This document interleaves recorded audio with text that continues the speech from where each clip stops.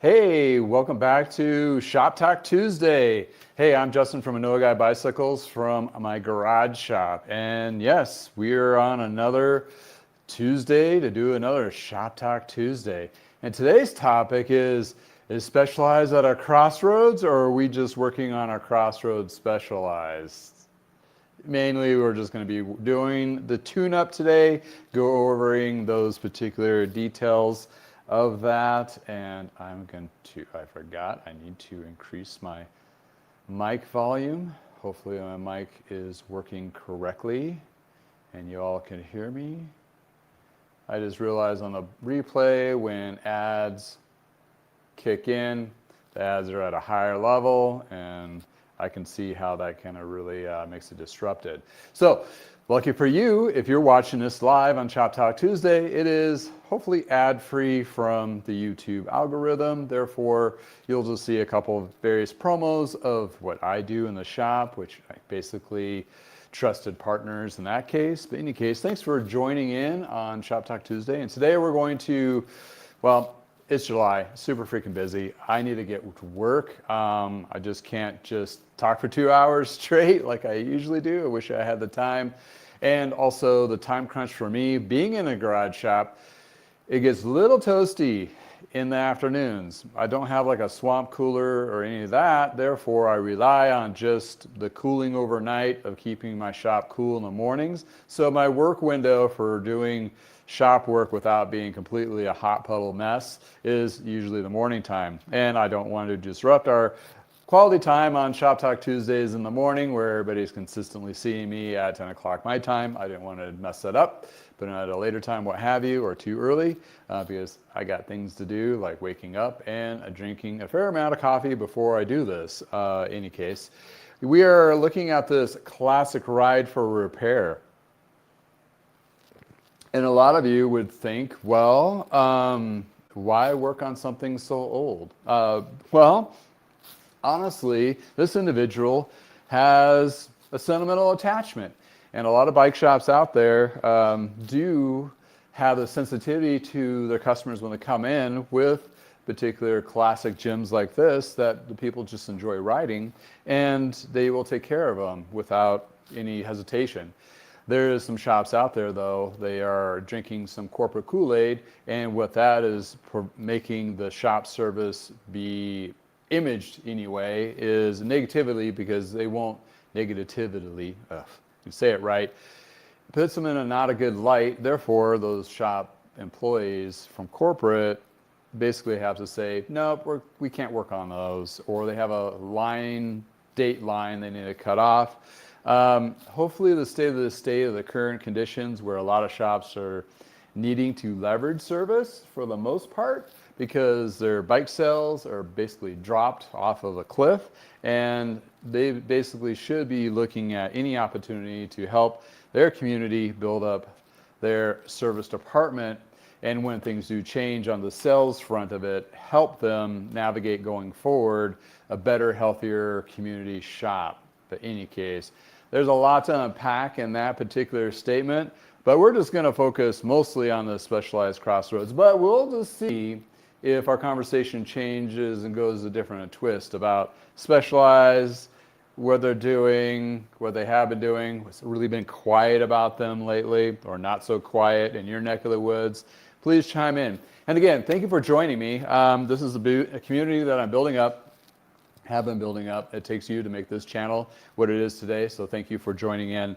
And this is a live version, so if you're watching this on the replay, this is a podcast style. It is lengthy and long, and I do draw out a conversation, and that's on purpose. Shorter videos will be coming in the future, but this gives you an opportunity to engage with me and others within our community about bikes, industry, stuff, and riding. Like, we like to ride these things. But in any case, just gonna have to dive right into this.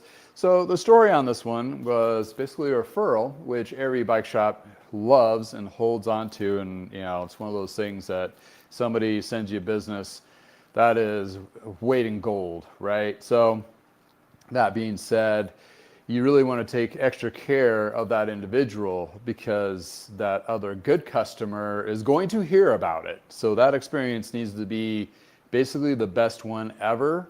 And regardless of what they bring you, you should not shoot that down whatsoever. Reason being, there's been a lot of, I've worked in shops where they're like, well, you know, with their shop rates and the new parts that they do and all that. And we're going to go over a couple of those things when we're working on this. It becomes a huge laundry list and a price point. And just by giving them an estimate can come off in a negative fashion. So you really need to be very careful. How do you explain that particular line buy ticket items? And question yourself, does it really, really need this? Or is it something that they can work with and keep riding and enjoying it and knowing what kind of riding they're doing? Granted, this is not a high-end, high-performance, full carbon, whatever, state-of-the-state. This is your run-of-the-mill, recreational, hybrid bike, which was one of the biggest explosions before Lance Armstrong took the tour on fire back in the 90s. So this particular period piece here was particular bikes, like we carried Trek back in the Parker Bikes days. So this is mid-90s vintage. The reason I know that is because it has like the, Shimano particular crank. It was like a C10.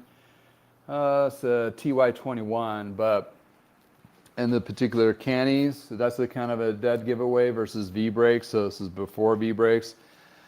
If I had to guess on the fly, like 94-ish, 95. So yes, right before the Lance craziness on that. Oh, it's Crossroad Cruise. It's very lightly down near Cruise. I didn't realize they had a. I know they had like the Pro Sport and all that. I don't know what a Cruise is, but in any case, steel frame, 6-speed rear cassette, not cassette. Freewheel. So we'll show you what a freewheel is if you have no idea what a freewheel is. So this is going to be a period piece educational. As I'm working this, I'm going to talk about what these were back then. So if you get your one in your neck of the woods, number one, watch out what to watch out for. What may have been possibly the recalls on this particular bad boy from Shimano at the time. And this one's going to have a little modification, so we're going to talk about that for the front wheel.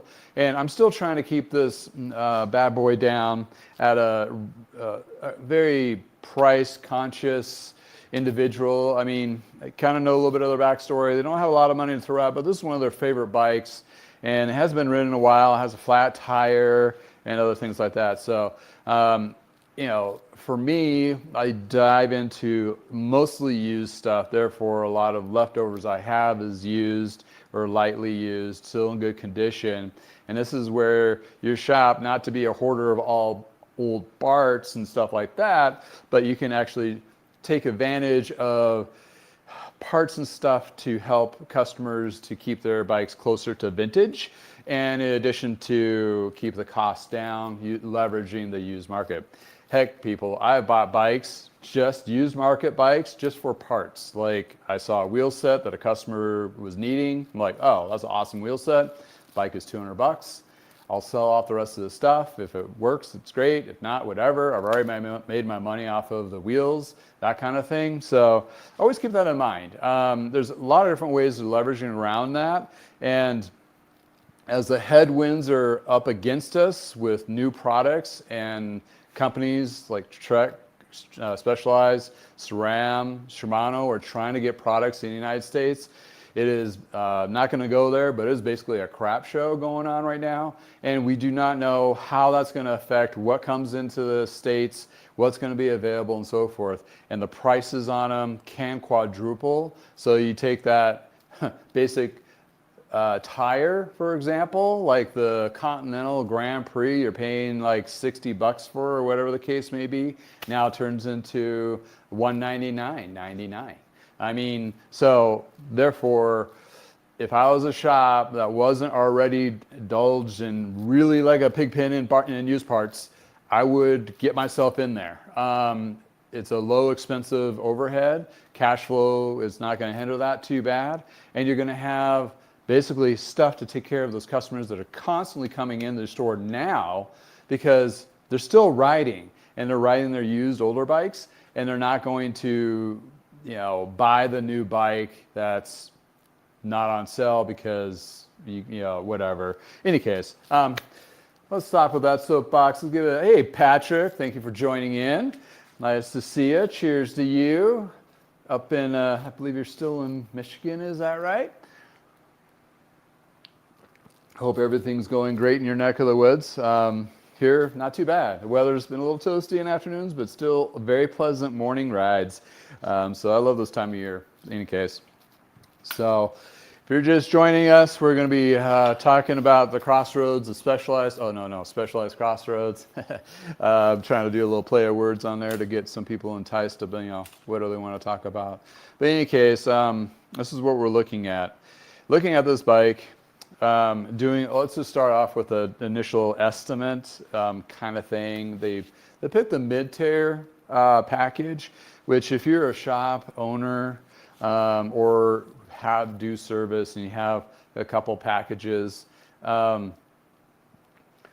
it's been kind of like I don't know if there's a true algorithm or test of this for sure, but a lot of people kind of skip over the lower entry one and get it just like, well, I'll just pick the middle range one because I figured that's what I need. Then you can adjust that up and down while you bring that bike in. I'm pretty straightforward and honest with customers. Like if it really doesn't need that level of tune-up they pick, I'll drop it down. And also the kind of person I am, I'm a kind of a giver. So if this one was referred, I'll probably just drop it down to a lower price, even though I'll be doing the upper price work. I know it's cutting my own stuff, but the thing is I'm trying to build a customer for life that's been referred to me, and also I want to make sure that referred customer, the customer that does the referrals, stays a customer that keeps on giving referrals. So therefore, you really want to take care of the scenario. And what's it going to cost me for doing a little extra work here and there? Not that much, maybe a little bit of time. It's not like I'm overhauling a old school bomber, trying to find parts for that kind of thing. This is pretty straightforward. So granted, you have to do a case by case kind of thing, but therefore that's what we're looking at. They did have upgraded grip shifters put on this at one point because these are definitely newer. It's a 3x6. You can still get those, I believe. And they just had that upgraded. Probably the ones they had on it were the Shimano weird looking, it was like cheap rapid fire style, which basically probably seized up or broke. So that's where they went with these. So this probably happened within the last 10 years on the shifters. But everything else is pretty much 90s. I mean, back to the 90s. I better go find my fluorescent. Therefore, hint the reason I was going to wear my This Old Bike t-shirt because, this is where we're at. Absolutely. Hey, Randy, thank you for chiming in. I got a classic one here for you. And for those who, may not have been working on bikes this time, and you're going to learn a couple things. Like I just mentioned, the original shifters were probably gummed up, probably didn't work very well. You can get the grip shifters. I think they still have them for a 3x. A 7x will work too. You'll just have an extra click, or even an 8 because the spacing in the back, even though that range, 6, 7, and 8 is the same spacing between the cogs in the back. So, excuse me, gotta go clear my throat. So therefore, you can use the same shifter. You can even use an 8-speed shifter on this. You just have 2 extra clicks. So just adjust it to 1 to 6 and then tighten that limit screw so it doesn't go any further. Make sure you adjust that. The 3s, they still, I believe, still make the 3s. If not, you might be able to find a set that are in fairly decent condition on eBay as well, slightly used. So therefore, there's that.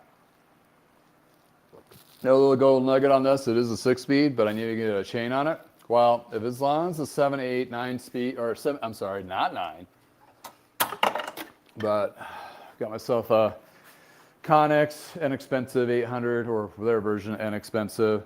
This one is wax, so this will be kind of nice upgrade for them. And I did check the chain on it. It is a little stretched. These are really kind of like stamped steel, really hardcore stuff. Most likely, if you put a new chain on something like this, it won't skip on you when you do a test drive, but in any case, we want to clean it, make sure. So we got an 8-speed chain, even though it's a 6, so you got like, even if it's a 5-speed, which if you find a random 5-speed, you can use that 5-speed. So 5, 6, 7, 8, that kind of thing. Oh, yeah. We were going to get to the recall here in a minute, Patrick. Thank you for chiming in there. This is pre-recall. I can just visually tell by the type of crank because I did so many of those in the 90s. But yes, that is very, very interesting back in the day. Yeah, the FC, if you're looking at the chat, FC is basically crankset. Yeah, the T90, I don't know where, you pulled this up on an old site, didn't you? Yeah, the MC12. This is a TY21. So yeah, I think this was prior to that one huge, horrific, bad batch of the Altus and C series. The visual on them is the crank arm itself is skinnier than this one here. So we got that going on. Then at the same time, they had this one, the brake caps must either got replaced. Underneath, there's a covering over the brakes that covers that spring. And that cap actually keeps the compression of the spring. It's not just there for prettiness. So once that cracks, the brake lever, or the brake caliper becomes dead. So then we had a huge batch of those that had to been replaced on them. To my knowledge, I'm not sure about the brakes, but on the crankset that Patrick put in there, they are still warranting them. You have to go to a Shimano dealer, like a Trek Corporate Store, REI, or a local bike shop that has a Shimano, I'm sorry, Specialized Shimano recall. They don't like it. I've heard they piss and moan about it, Shimano does. But the reason being is they just don't do like the cranksets anymore. They have to replace the whole damn drivetrain. So basically whoever on a 90s bike is going to get a whole new drivetrain. So that's part of that forever recall. So therefore, when you're looking at that newer recall and the newer-ish on the Ultegra and Dura-Ace cranksets, they got a little weird with that one. But anyway, they've gotten a couple lawsuits on them, and we'll see how hammers on that. But in any case, on this one, the caps are good, so the brakes are going to be fine. Obviously, well, since I had seen those, I really looked at those closely in the crank and all that kind of thing. So on the period piece, yes, you got to watch out for that. Those are the recalls that we were experiencing back then. So going forward, check the tires. The front one, they're both flat, but the rear tire looks like it's still okay meat. It's newer. But on the front tire, we got a little fuzz coming out on the side. Basically, these are a threaded glue, and they start breaking down. We call it dry rot, but it's just a fancier way of saying it. It's starting to break down from UV or weathering, and therefore it's not going to hold. So I got myself out of my bin of tires a lightly used one, fairly similar size, like a couple centimeters wider, which is going to give them just a little more traction. Same tread design that matches the rear, actually, which I was pretty darn excited about finding that. So this should work out really well. Also, when we went through the gears, it shifted okay. The brakes are all right, but the pads seem flat. In other words, the pads themselves are kind of gotten to the point where they're beyond the little hash marks for wear. And look and behold, these are not going to match, but I do have a couple Canty posts, which means post is obvious. There's a post there. Brake pad. These been rolling around in my toolbox for 25 years. I mean, easily, because these have actually Parker bike stickers that back in the day when we were in business. And this guy, these were like $32.50 back in the day, the Wilderness Trail, Wilderness Trail. So they're gonna get one hell of an upgrade. And the E-Claw is very similar to the Aztec ones that are on there. You can probably find some Aztecs, but quite honestly, I'm not gonna be charging these prices. I'm gonna be like $5 each, call it good. Tire, maybe $10. And then I noticed the wheel when I spun it. It's like doing one of those things. So got myself a used wheel out of my wheels. And luckily enough, the rear's in good shape. It does have a free wheel versus a cassette, so you have to be mindful of that. But this bad boy is actually an Ultegra. Well, no, it's not Ultegra. It's pre-Ultegra. It's Shimano 600 front hub. It's going to be the same spacing of the front, but it's a road hub. And this does have old classic vintage, which is funny. It says vintage Ritchie comp wheel on there from the sticker. This was vintage when it was vintage new. So this wheel has to be somewhere around same age of the bike, and it's fairly true, but the skewer is all muddled, so we'll put a new skewer on it. But here's the thing. So the DI of the rim is pretty close. It's not too bad. I just wanted to get something that's used that's somewhat matchy-matchy visually. I mean, I have a couple black front wheels, but they want to be as appealing. I don't know if I can get anything that's off of eBay anyway for just being a front. If it was a set, that's a whole different story. But the rear wheel has a Schrader and this one has a Presta. Well, we're going to drill this bad boy out to make it a Schrader. We're not going to convert to Presta on them. That's just not nice. And Schrader just does just fine. And with these older rims, they're flat. It's not I mean, it is a double wall, but it's more of a flatter, and if you ream it or set it correctly, it's not going to cut that tube. It'll work just fine. And if you do it right, nobody's going to ever tell. And you just have to be very light and polite when you drill this out, and use a drill bit that is a metal drill bit with a little bit of oil or drilling oil if you have it for cutting oil. Most shops will have is they still do like old school. Anybody ready to have like a freak out? Threading, tapping the forks on suspension forks back in the day. Oh, I got a fork steer tube too long. I got like 2 inches. I got to cut that thing down. Any case, I better start moving. Yeah, so that was pretty much on the assessment, and she was willing to go 250-ish. She seemed okay with that. So I think we're going to try our darndest to keep her there. And quite honestly, I'm pretty much replacing the tire and the wheel, and the quick release on this is all rusted up. And granted, the frame has some chips. I'll clean it and do the best I can and try to neutralize that rust. We're in an arid climate. If I was in like where Patrick is in Michigan, I would be a little more concerned of getting some kind of a coating, clear coat to cover those exposed steel areas, because those areas just rust the hell out of things. But in any case, so I put these back, I clip them back together. Well, it's easier to clean around when I reassemble the brake, but also to put the pads in, this makes it a little bit easier there too. So let's do a little readjustment here so you can kind of get a better line of sight on what I'm doing. But in any case, thank you all for joining, for sure. Four Big Colossus, thank you for joining in. Okay, enjoy the earthquake. Hopefully somebody doesn't get motion sickness. Just look away for a second. Look away, look away.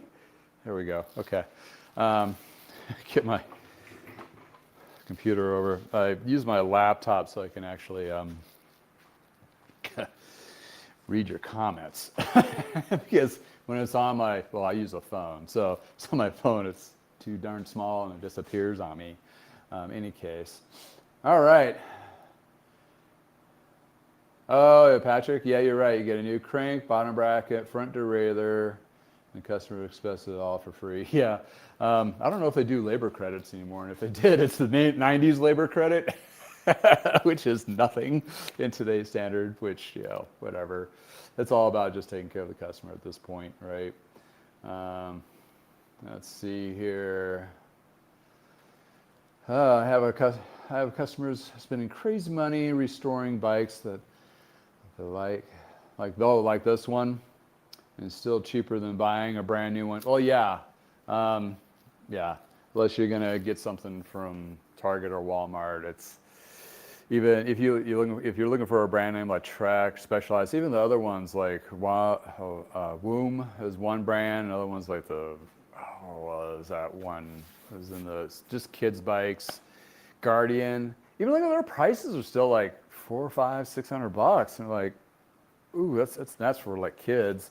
And you look at adults, you're really forced into anything under $500. You're forced into the used market. So therefore, yes, we're doing a lot of working on these. Oh, you like grip shift? Oh, they still have them available for parts? Nice. Good thing for chiming in there.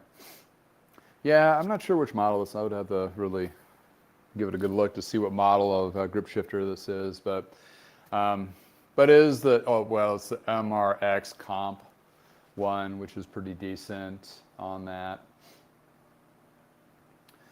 Is there much difference between a specialized jump over versus a low end?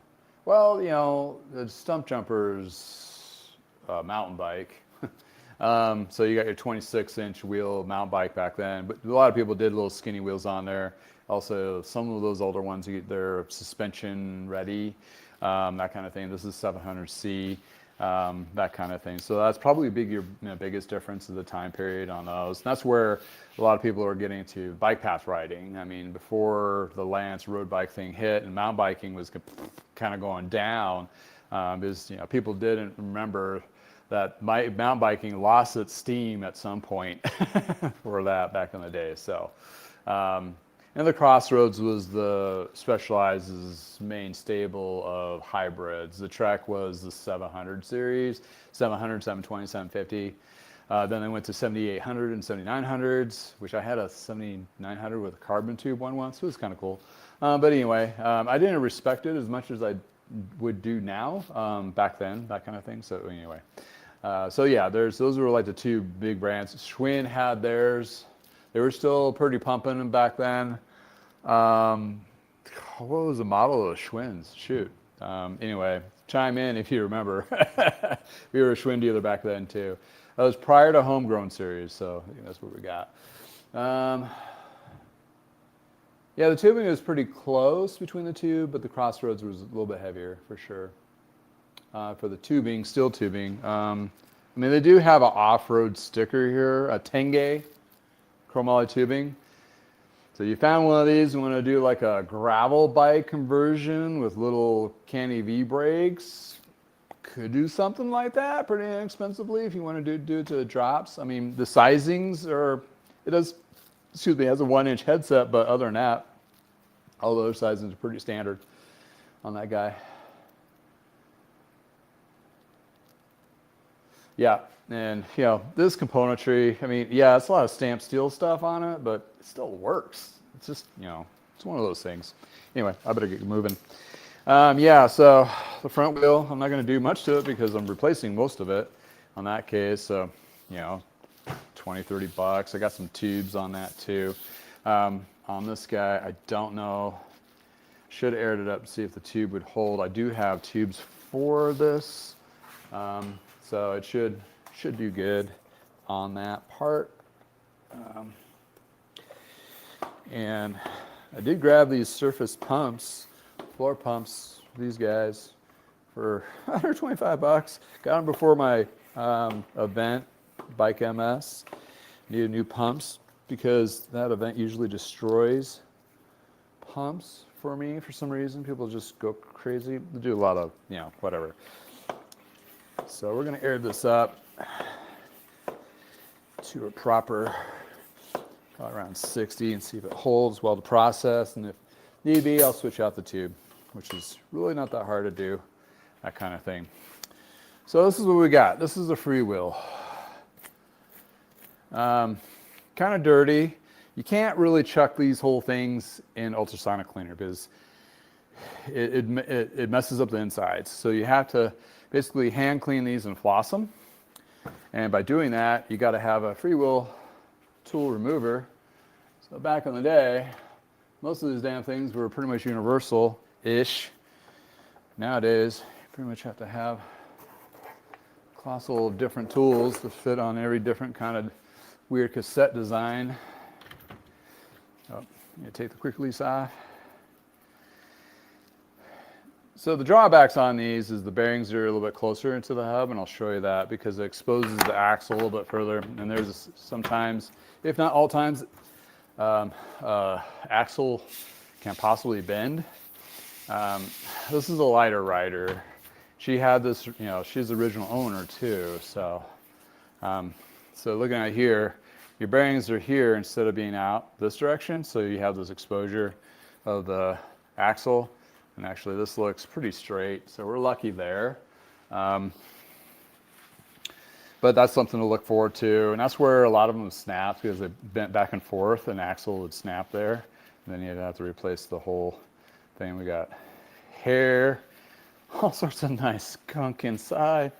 I'll be taking this over to my shop sink and giving it a good wash over. But overall though, the hub feels smooth. Doesn't feel like I need to, I mean, it doesn't have any wiggle to it and doesn't feel dry. So there's still grease in there, so that's a good sign. So that doesn't, I don't have to spend a lot of time. And this is the cassette. And what you want to do is just kind of spray the outside of it if you can. I use the same tool sometimes to hold it in place on a vise. That usually is a really good way to keep it in place. And then you can take, if you have, these are like strong paper towels-ish from, it's like the box of rags from Walmart kind of thing, or you use your old rags. And don't spray directly. Always put it on the rag first, and then you can floss the cogs. You can take 2 chain whips. This one has a lock ring, which I don't have the tool full for the old school ones, but some of the ones are you take 2 chain whips, and you can, the top ring is basically a lock ring, so you just unscrew it. And that way you can just take the cogs themselves and put them in the ultrasonic cleaner, but not the freewheel body, because that has all the bearings.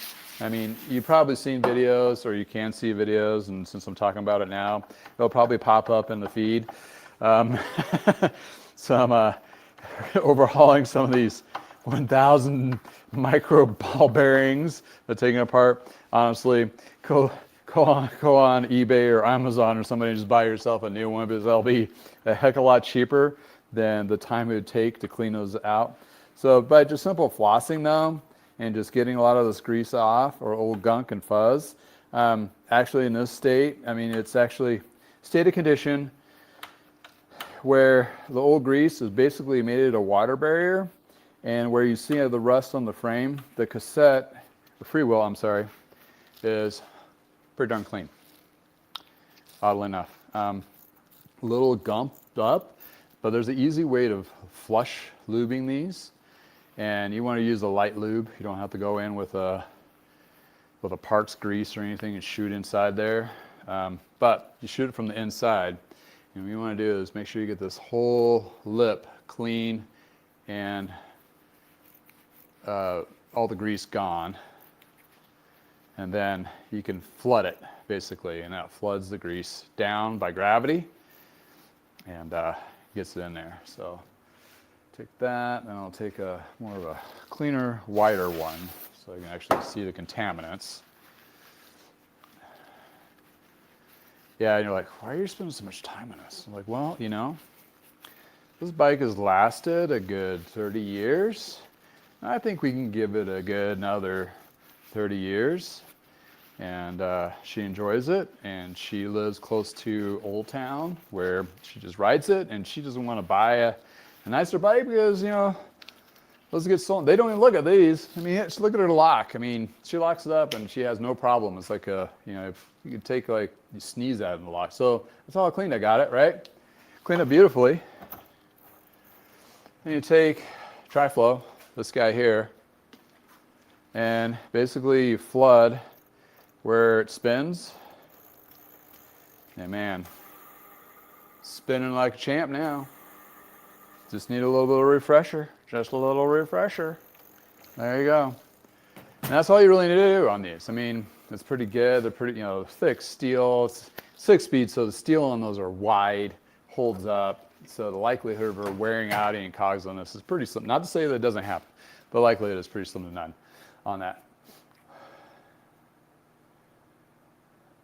Basic question, how do you know when you have a freewheel? Yeah. Freewheel is threaded on, and you'll see, like here, there's like a tool, and it threads right on. And actually, I don't need the tool to put it back on, because the tension of the chain will tighten it up. You still want to do it in the vise, so it's a little bit easier. As I just showed you how to take it off, cassette, the free hub body, where all the ball bearings are, is this. So this is a 9-speed free hub. The 9-speed free hubs, side note, you can do 10 and 11, no, 8, sorry. Do an 8 with a spacer, pulls the cassette out, or you can do, I don't think they have you can try to find a 7-speed cassette, they're pretty rare now, but 8-speed cassettes most likely you're going to have, then you put a spacer on the inside that bumps it out, 9, and then 10.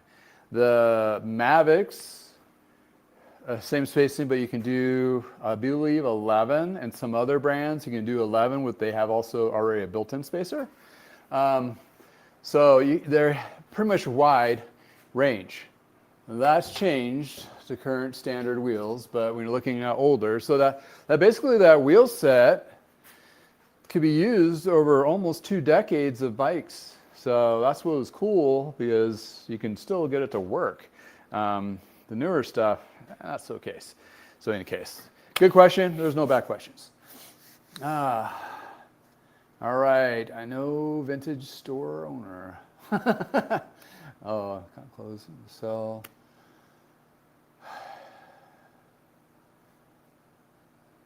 Oh, nice. Oh yeah, it makes them into shop rags. Interesting, cool. Shimano MC10. So that sounds very familiar. Had the chain suck issues. Great one. Oh, thanks Robert for joining in. Appreciate it.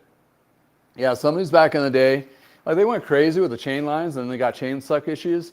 Therefore, they made some frames that had like little brackets to prevent that. Then they realized, I think they just need to make bigger teeth, and then now lo and behold, fast forward today, that's a 1-by to hold that chain in place.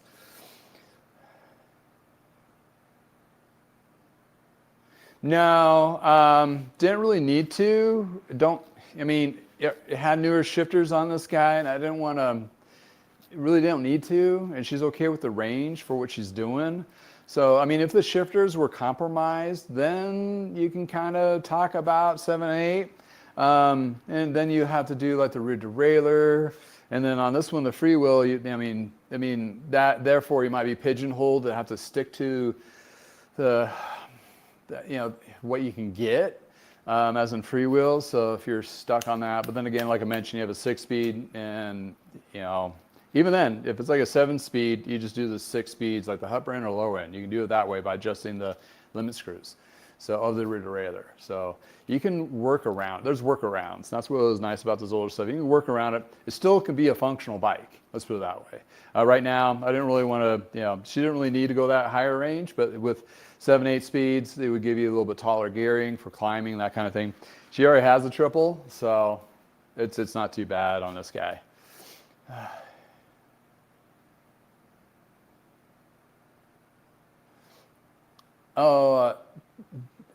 Industry, do I get industry discounts even though you're a private shop?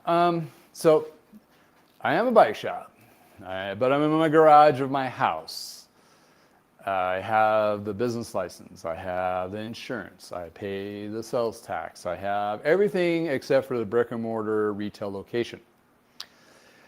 J&B, BTI, QBP, various other wholesalers that sell to a lot of bike shops won't sell to me for the most part, because they're just sticking the muds about protecting their dealers or whatever, which is complete a line of BS, and they're not awake of what's going or aware what's going on around them. Yes, I am going to pitch that because they don't. It's sad. So I leverage JensonsUSA, which they sell to direct, sell to customers. They used to be a wholesaler, but they have a lot of pricing that's pretty on sale. It's all about looking for stuff that's on sale. So I am basically a consumer at this point.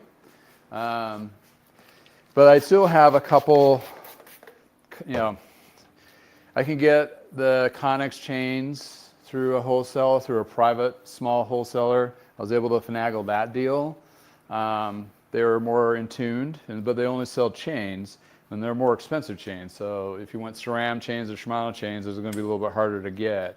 But when you're looking at, and I think Silka is one, if you have the businesses and all that, you can get, the waxing and stuff, but it is limited too, and it's also high-end, more niche stuff. So when you're looking at just bread and butters, cables, housing, all that, JensonsUSA, that's where I found a lot of deals over the years of keeping the prices down. But for me, it's really about the labor and either the flip of the bike, that's a used bike, or the tune-up itself, and I just roll the costs, maybe a little bit of a bump onto the customer. That being said, it would be nice, but then again, you are subjected to minimums. You're also subjected to, it's like sometimes they'll want a certain amount, like 4,000 or something like that you spend from them in a year. I'm so small, I don't do that. So the volume is not there to entice them. I mean, but if they had 100 shops of me, that would definitely make it. And honestly, they're already doing it. Because guess what? The products that I buy sometimes are from another bike shop that basically uses the QBP direct-to-consumer portal. Therefore, I got 2 boxes of cables and housing, which are coming straight from QBP anyway, even though it's going through 365 cycles. Yeah, it's just, I don't know. It's like one of those things that it chaps my hide when I talk about it a little bit, because it's like, you're kidding me, right? I mean, and then their minimums, like one is you have to spend $400 to get free freight. Then in the other ones, you got to spend $600 to get free freight. It's like, are you kidding me? So whatever your savings is, if you just need like a handful of chains or bar tape or cables and housing, if you're not going to hit that mark on a smaller volume than myself, that doesn't make any sense. So save your sanity, buy from QBP, don't buy from QBP, or try and work those deals. I mean, if you can, that's great. If you walk to their warehouse and not pay for shipping and just pick up your parts, even better. For me, that's not really the case, because both QBP and BTI, their warehouses are in Denver, which would be a little bit harder for me to do that. That's even if they have the option anymore. So in any case, there lies our scenario. Hey, soapbox. Anyway. Olympic bicycle parts, Patrick. That's a good one. I'll have to check them out. Maybe one of these smaller vendors will actually, with the desperate situations of the current state of the state is, maybe they will be a little more in tune. Like, oh, we'll sell to you, sure. And I'll be like, I want free freight minimums to like $200. Can you do that?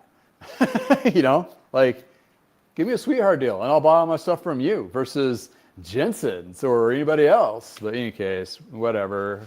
I'm trying to get a hold of JensonsUSA directly to see if I can leverage for other of you individuals that have shops similar to mine, maybe give you a little bit better pricing. So I'm working on that, but right now I'm too busy doing the tune-ups. That's going to be a fall project, but I'm pretty sure by then all these guys are going to be so puckered up about all this stuff's going on and not selling anything. They'll be like, this might be an opportunity for everybody to win. In any case. But yeah, looking into that for sure. And whoever's wanting to contract first as a wholesaler wins. They're going to get plugged all over the place. I mean, big time, for sure. Retro mountain bike ThinkPad. My pet peeve is people or shops that leave old toe strap clips on them when they have no toe clips on them. Yeah, that's something. Oh, what's my pet peeve on bikes? Oh, that's a good one. Really, if it's not safe to ride and they really insist that it's safe to ride, it's really the safety part of it, not specific. Toe straps or death traps back in the day, I mean, yeah. But some people still love those things, so it is what it is. Yeah, it's just one of those where if it breaches over the safety portion of it, and okay, there's one thing that does kind of bother me, and I really do try to talk people out of it. It's the baby seats that go on the back of the bike.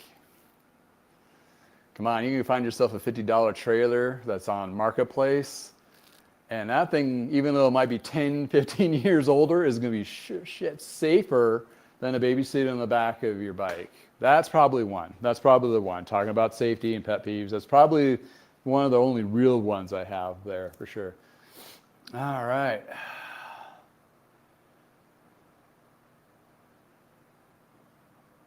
Yeah, right. Good, Patrick. I mean, come on. I talked to him at the show. I mean, just like in March, and I talked to BTI and QBP and and QBP and BTI and JB importers, JBI, all these acronyms. Yeah, nope. Where's your signage? Where's your $80,000 vehicle to do remote or mobile service? I'm gonna spend that. That's dumb. I mean, it's like, anyway. Not to say that, those who are doing mobile, that's great, awesome, kudos for you, and you make it work, but it's a lot of expense for another vehicle. It's like say you gotta pay to play, right? You gotta pay either for a retail front or you gotta pay for a vehicle and insurance and all that other stuff, and hopefully you can park it in your neighborhood because the HOAs usually don't like commercial vehicles in your driveway. So anyway, there's a whole colossal BS on that. Any case, yeah. Live 5 miles from JensonsUSA distributor, and they have a Amazon locker type pickup. Nice. Yeah, I think I knew they had a a pickup. That's awesome. Hunter, thank you for chiming in. Appreciate it. Thank you for joining us.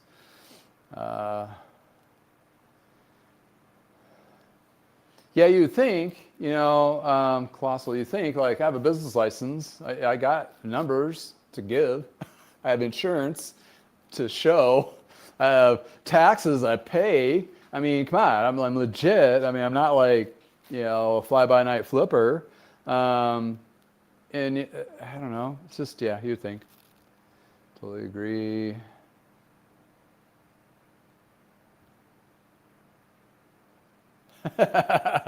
Oh, hey Patrick, yeah, put bar ends on this. I do have some bar ends still floating around, which is nuts.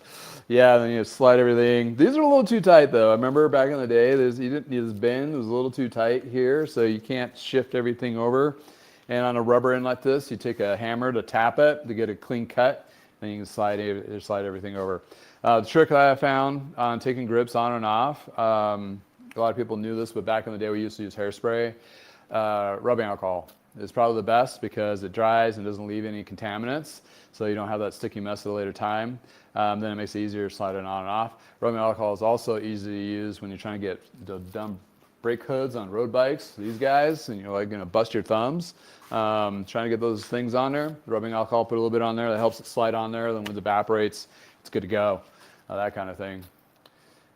What do you remember going to ask? Oh, cool.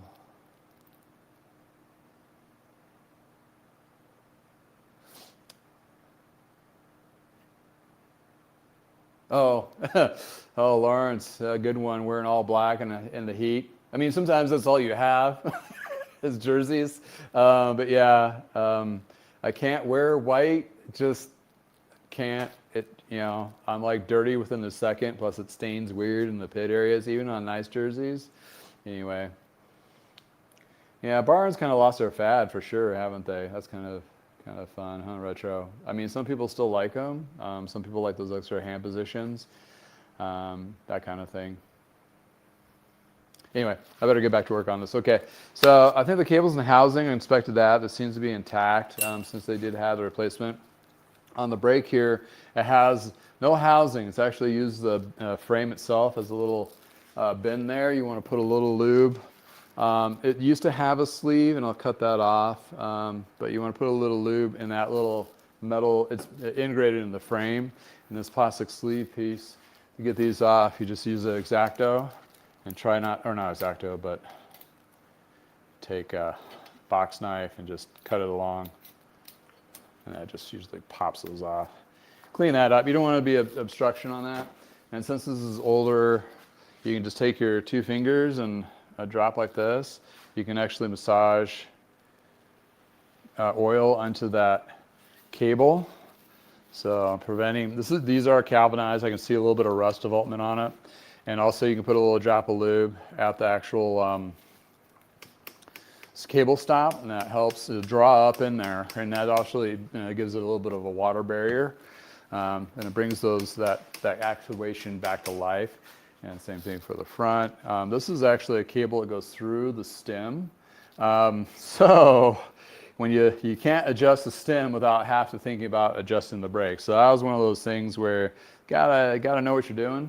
Because if you pull this up, it'll lock your brakes up. If you go down, you won't have any brakes at all. So keep that in mind. You can't just adjust this without cable adjusting the actual brake tension of the calipers themselves down here by with this 10mm bolt or 8mm bolt kind of thing. So there's a couple little gold nuggets there for retrofitting. This is these are specific for these particular cannies. This cable divider here might be really hard to find.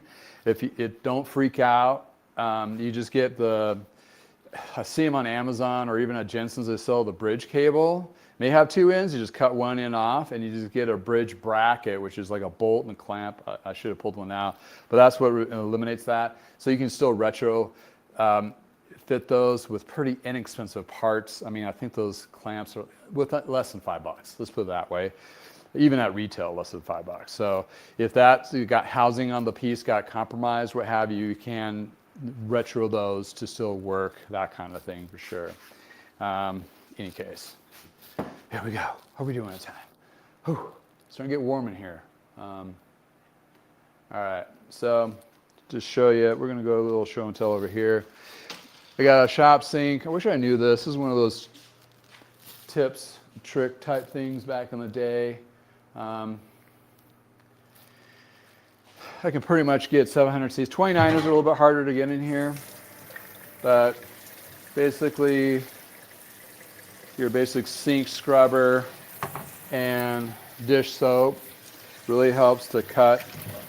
I don't directly into the hubs in the sense for water, like flush it, but it's just enough to get that dirt and grime out between the spoke blades, which if you're flossing it is more of a nightmare. Then with this one, the shape, you can get inside that hub. You can clean inside that hub shell, and that makes it a little bit easier there. Then do a little wipe down on the rim, so it'll give a good all the way around. That helps clean out the rim bed area, so when you go to true it, you have better contact with your spoke wrench, and that will less likely to booger up those spoke nipples, especially when you're looking at older spoke nipples. You can round them out, so you want to make sure you do everything you can to clean it and prep it beforehand. Also, with the shop sink, with this, you have hot temperature you can work with, so that really helps cut through the old grime. And also, if you have old shifters that are sticky, one trick is just using hot water to flush out those shifters to blow out the old grease. That will work about 9 times out of 10. The other few times, if you just, I use the ultrasonic cleaner for the heating component too, to clean old chains and so forth. And that really brings back some of those shifters back to life. And yeah, this is cleaning up really well.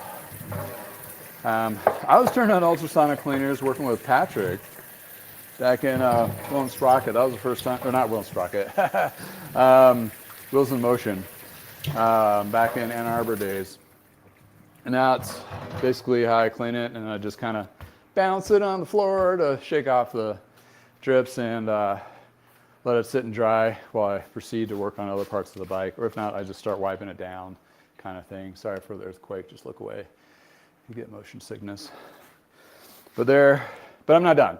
This goes in the truing stand, and then I true it, I wipe down with a rag too with Purple Power, and that cleans off the rim, spokes, and that kind of thing. Then I true it. Then with the nicer wheels, I put a ceramic coating on the spoke hubs and rim top, and I clean the rim with rubbing alcohol, the brake surface with rubbing alcohol. Also, I treat the tire with Armor All tire prep or whatever you want to use, and that just protects the tire a little bit from the UV protection, that kind of thing, and just kind of rejuvenates that. It's a little bit more livelihood, lively-ish. In any case, so this is my rim here, and I need to find a drill bit that fits it. The size of the tube I'm going to put in there. This is a Schrader. And this is old Schrader. See how short that bad boy is? You can see it. Yeah, newer ones. This has especially been sitting around for a while. So essentially, you don't want the hole to be too big, because if it's too big, it's going to cut the inside of the here. But you don't want it too small, because that one's going to be too big. And of course, I'm going to have not the one at the right size in between. Maybe I'll find some more drill bits. But yeah, it's important to get the right size. These, oh, yeah. There we go. These will probably work. And aluminum's soft, so it's pretty easy to drill up, drill out. Then you can angle the drill too to kind of flare it out a little bit. Don't go crazy though. But you want this pretty close to the size of that. Some of you are out there probably cringing. It's not a hack. We've been doing this for 30 plus years, so 40 years. Some people don't like the Presto valves. And there's a good reason. They're weird. They don't make sense. But they are lighter. So, you know, it is what it is. I just use Tri-Flow. You can use a cutting oil if you have it. And you definitely want to be straight on this. Okay, let me show you. Give you a little bit of angle. I'm not giving you a crack shot. Get your head out of the dirt. Out of the gutter, people. Watch out for the shavings too. They'll like get in your flip-flops. And it'll be a world of hurt. I gotta get that tighter. And this softer aluminum rim doesn't do much.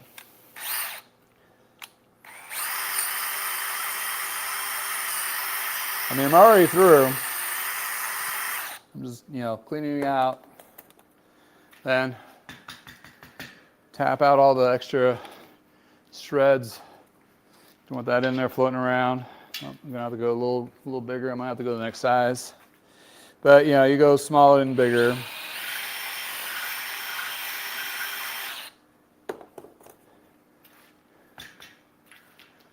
Test it with the Schrader.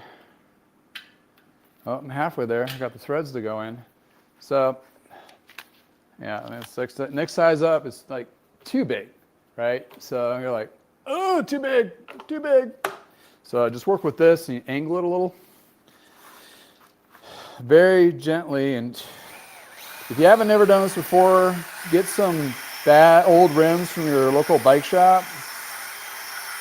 That way you can do two things. One, you can practice drilling holes out. Second, you can practice truing them because they're already toast, so you're not going to do anything bad to it. Then you can learn how the spoke tensions manipulate the rim in a three-dimensional axis. Therefore, you have the best chance of truing that wheel when it's a good wheel to true. Oh, Moss, boy, you're being a bugger. All right, you have to be aggressive. Be aggressive.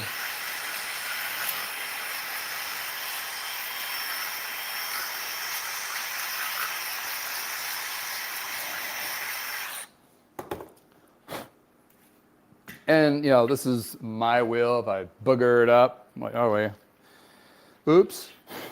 Time to get a new one. All right, I guess I'm going to have to try the bigger one, but just go straight.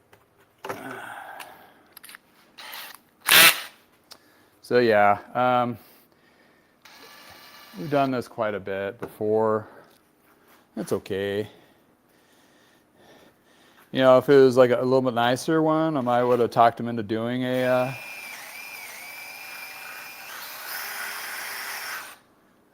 do a new wheel set with Presto valves, both sides. But wow, Okay, so this is going to take a bit. I'm making sure I'm not making it too big. Like I mentioned before, then it becomes a cutting issue. There we go. Getting there. Almost there.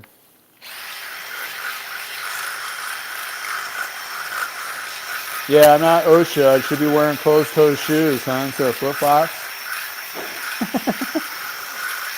So, do what I say, not what I do. Then, after I do all this, I check it with files. There we go. Then, you want to get all that burr, which is, the burr is metal that's left over, that's kind of sitting out. You can do this on a tuning stand too. Or you can do what they call a deburr, which is a little tool, which I don't have. I did have one. My dad had one at one time. He was so excited about it when he got it. Deburr. Then what you can do, you can go to the next size drill bit. You're not drilling through. You're just beveling. That was too big. You're just beveling the outside of the top. And this is like, I probably wouldn't suggest it, but for you to do it, but just a couple little swipes, small. I mean, you can't tell from under the rim tape. This is good rim tape, so I didn't want to get rid of the rim tape. But that will give it a little lip so that it keeps it from being sharp. Or you pull the rim tape off and you deburr it, that kind of thing. So now I know my tube fits in there quite nicely. So did that first. Reason I want to make sure I didn't booger anything up. And if it did booger something up, then I know I'm not going to waste all my time truing it and cleaning it and getting it all ready. So there lies that. All right. Deburr. To denial. Yeah. And while you're chewing it, you're trying to get all the shavings out of it too. That kind of thing. So we got ourselves a nice little wheel, except for the skewer. It probably got bent just hanging out. So unfortunate. And the skewer is such a skinny material. Do not bend it straight and use it. If you value your life or your customer's life, because you're flexing that, even if it's steel, you're flexing it, and it could snap. And you don't want anything to put risk at your customer's life. So yeah, I straightened it. This goes in the round file. I have plenty of front skewers anyway. I might even have a 600 front skewer, but that's what we're looking at there. And this is, barring the cobwebs, the hub feels super smooth on this guy. These old ones, this one does not have it, but this vintage, they actually used to have port holes where you can use a grease gun similar to this to flush that grease out. The old camping ones had a little clip in the middle of the hub.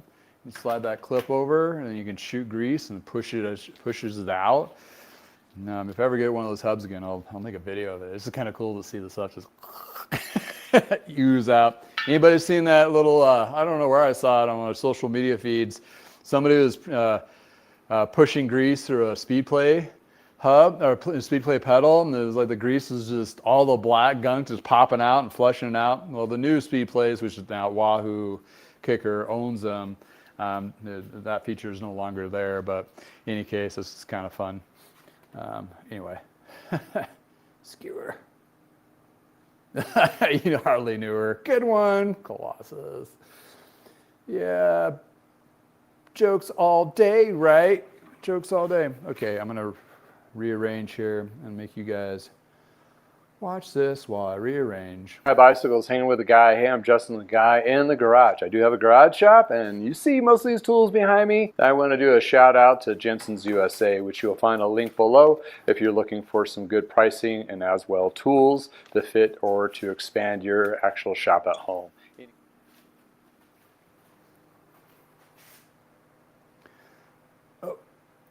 right, hopefully you can see that. I didn't want to take it off the tripod, but essentially you can see my truing stand. Since, you know, anytime you true a wheel, you want to make sure first the hub is smooth. If it's loose or tight, your truing is not going to be the best true because then you have to go back and redo it. So Purple Power blended 50-50 with water. That's how I get the remainder. I guess I gotta wash this off in the shop sink, but if you don't have a shop sink, this is how you clean it. And you get both rims, both sides. Get good at flossing, which is this technique here. Hopefully you can see what I'm doing. Yeah, you get a little glimpse of it. So a rim is three-dimensional, right? As we are as well. So you're worried about hops, side to side, and the placement of the rim, where it sits, compare relation to the hub itself to be centered. So the brakes are, basically it's all about the straight rim to make sure your brakes work, right? So you clean off your spokes. As I'm wiping my spokes down, I'm also feeling for any imperfections, bent, damage, weirdness. So then you floss the J-bends. I'm inspecting the hub flange, make sure there's nothing compromised there. Then I proceed to the second side. Where the hell are you? And I start with where the valve is, so I know where to stop, so I just don't go in circles all day long, which I already do that as it is. I don't need to add it to my workload. And hopefully I floss that. I still probably after this, I'll probably put it in the tank after the video here and rewash it in the tank. But this is how you clean it by hand.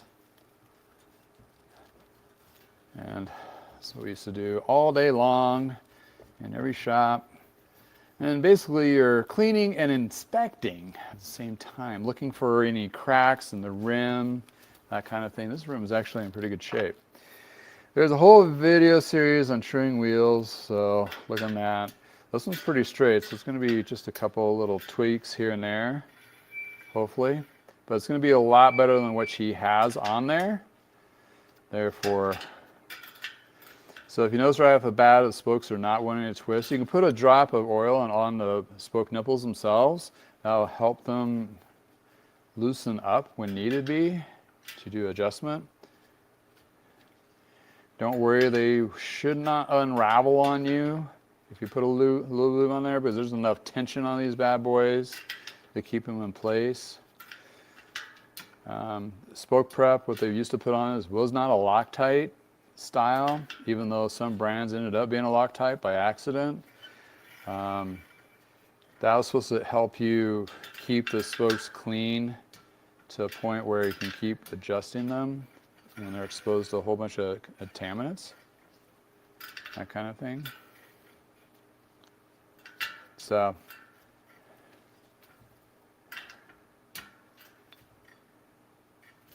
basically you're just trying to get this rim to have an even brake surface area.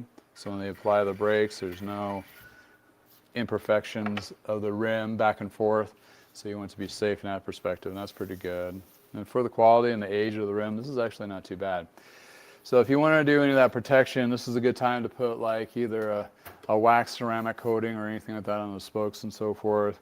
But if you do use any of that kind of stuff, you want to clean the rim off with rubbing alcohol, which is, I got rubbing alcohol here. Even though you think it's clean, boy, it's not clean.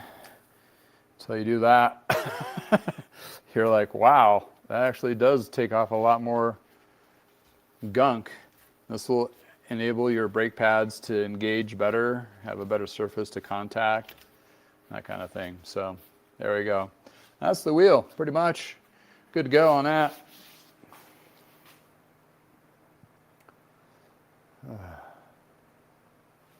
All right, on to the next bit. Which is that bit? I don't know. We'll figure it out. Installing the tire on this guy. So a lot of tune-up portions is basically taking the wheels off, getting the wheels ready. that kind of thing. And then you clean the frame on the basic tune style. And when you do a certain part of your project, you want to make sure you put your stuff away so it's out of the way. I mean, I still have, again, do what I say, not what I do. But at least, you know, the major stuff, like I'm not going to be using this, so let's put this aside. So it's out of my little work area. I got my free hub on there. We'll chew this wheel up and clean it, and but we'll put the new tire on here. The reason I'm going to do that is I'm going to do the tire and put it back on the truing stand after I wash it, and then I'll put Armor All on the tire. So this has decaling from Shimano 600 with tricolor, and the lettering, you wanted to read it from the left side, or no, the right side of the bike. Is that right? Well, it all depends. The JBNs on these are directional, non-universal, so it doesn't matter what direction you put this on.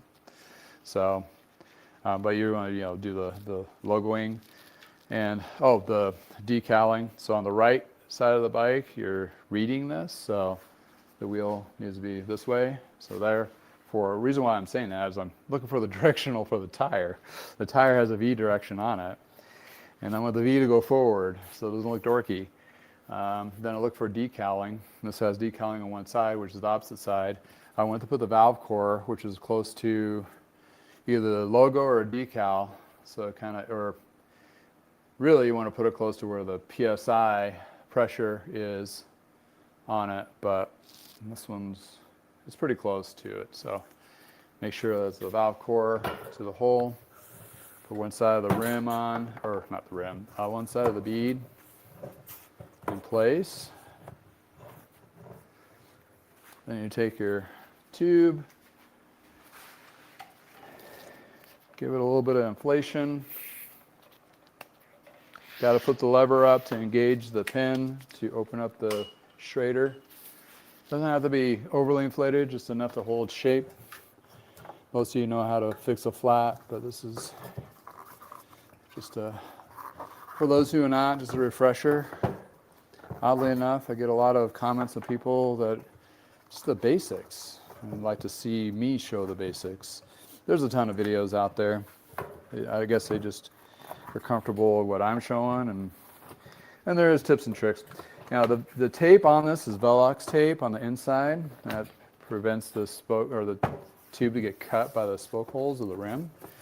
It is really intact, so that's why I didn't pull it off. It's reusable in most cases. It keeps its stickiness, and it works really well for high pressure tires for older stuff. Any replacement of that, I highly suggest using Velox, even though there's other brands out there. It's just a thicker, tested and tried version of that. So back to pumping the tire up. Give it a couple pumps to kind of hold its shape. Then I'm checking the bead, making sure it pops into place. All right, so if you have a bead in a place where it doesn't want to pop out, here's my trick. You use like a Armor All. You put that a little bit on the rag and put it on the bead of the tire and the rim. I mean, you need to clean it off with rubbing alcohol for the brake area.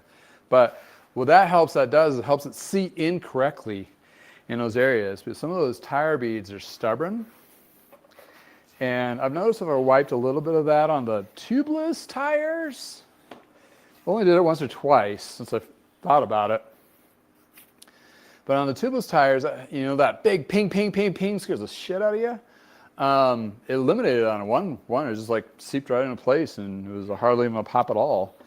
Yeah, be careful. You don't want to blow it off, but it does give that good contact. And then the sealant on itself, it's probably, people are like, well, you're putting contaminants in the seating area.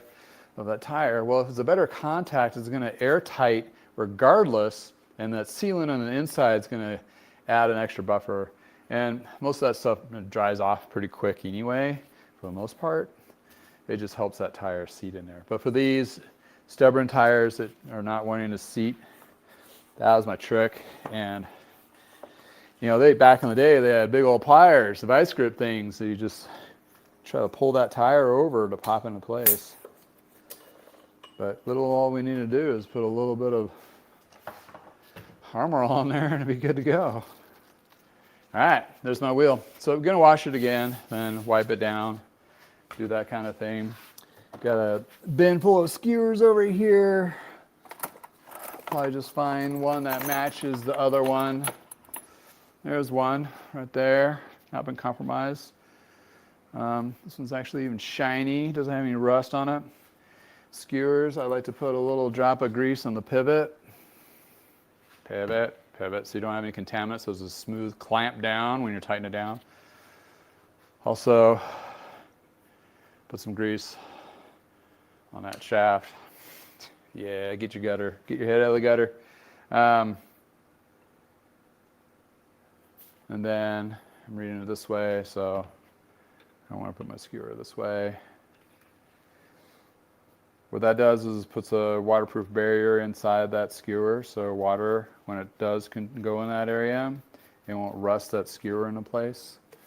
And those springs, technically you don't need them, but what it does is it opens up the spring cavity on both sides, or the spacing on both sides equally, so when you put it in the fork, it's easier, you're not fighting up against anything. Therefore, you'll have a better contact of putting that quick release into that dropout. So, and keep in mind, skewer springs too, side note, need to be the V direction in. I've seen so many times those get flipped over. What happens there enables the skewer to fit in correctly. So it might be at a jar, which you may not adjust your brakes comparatively to that, and also it's on the rear wheel. It may cause the shifting to be a little bit off. So you want to make sure those brake skewer springs are in the V direction going inside, because they can press down. If you can see that, they can press down into the skewer itself. It's flush. So they're out of the way when they're not being activated to hold that skewer out to be able to get it in and out of those dropouts. Whew, learning new stuff all the time. All right, starting to get toasty in here, people. Yeah, it's getting close to 11:30 my time. About noon will be my cutoff for sure.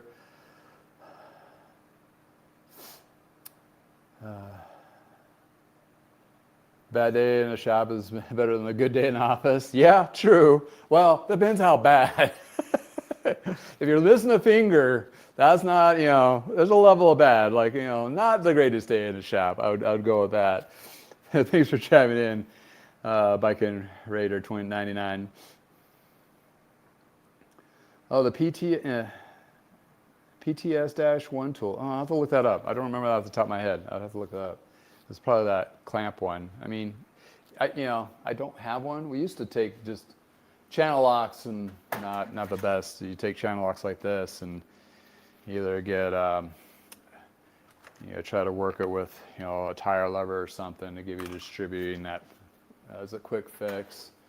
To roll it. We had one on the MS ride. We had one tire that did not want to come off. My buddy, he's a machinist. He's like grabbed one of these and he grabbed something else and he was able to get that thing to roll off. It was brand new too. It blew my mind. Like, couldn't get underneath that. It just would not pop out.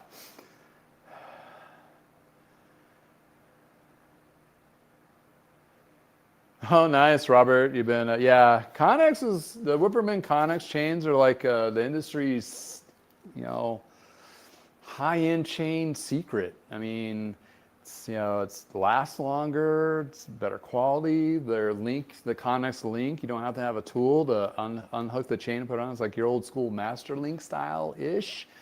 It works well. I'm waxing them as a service kind of thing. So yeah, absolutely. Cool.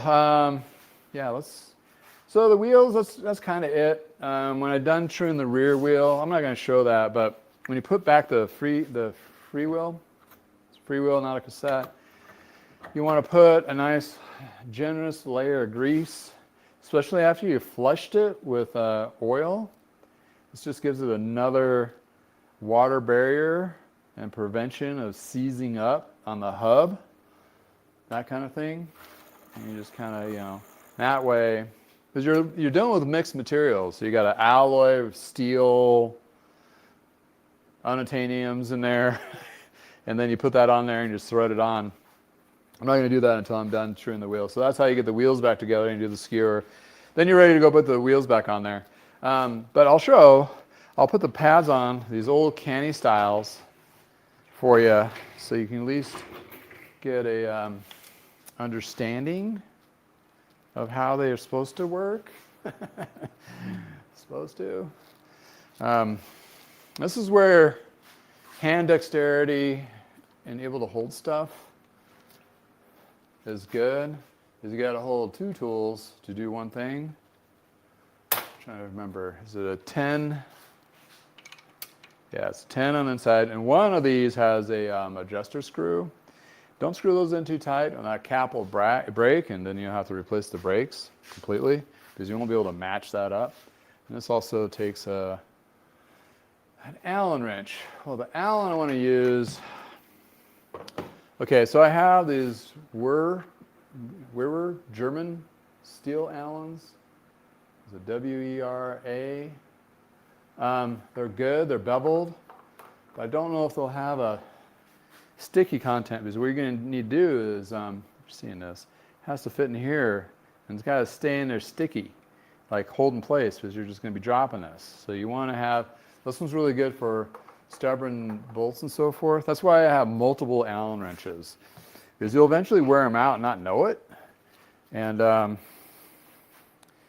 when you not know it, that's going to be the worst time, because you're going to strip out that bolt on a titanium bike and you'll be like, my God. Then you're going to spend the next 3 hours trying to fix the thing. So that's why I have these nice in the case Silka Allens, and you know, watching the Josh video, if you're watching the Josh videos, these have a higher tolerances of micro, you know, basically they're a little bigger to fit the contacts a little tighter. I don't use these every day, so they don't get worn out, they don't waddle out, so my contact's going to be good. So basically, you got to get that in there. I'm going to go ahead and replace the fronts with the Wilderness Trail. It's these guys here. And this is a brake post, so if you haven't seen anything like this. So you got a whole bunch of things going on here. You got a whole bunch of things going on here. You got the nut, and you got a bolt that clamps down onto the post, and you got a couple spacers. And all those spacers are supposed to give you that directional angles to adjust that brake pad to be completely flush to that rim. So by doing that, you hold on your Allen here that secures the whole brake assembly. Then you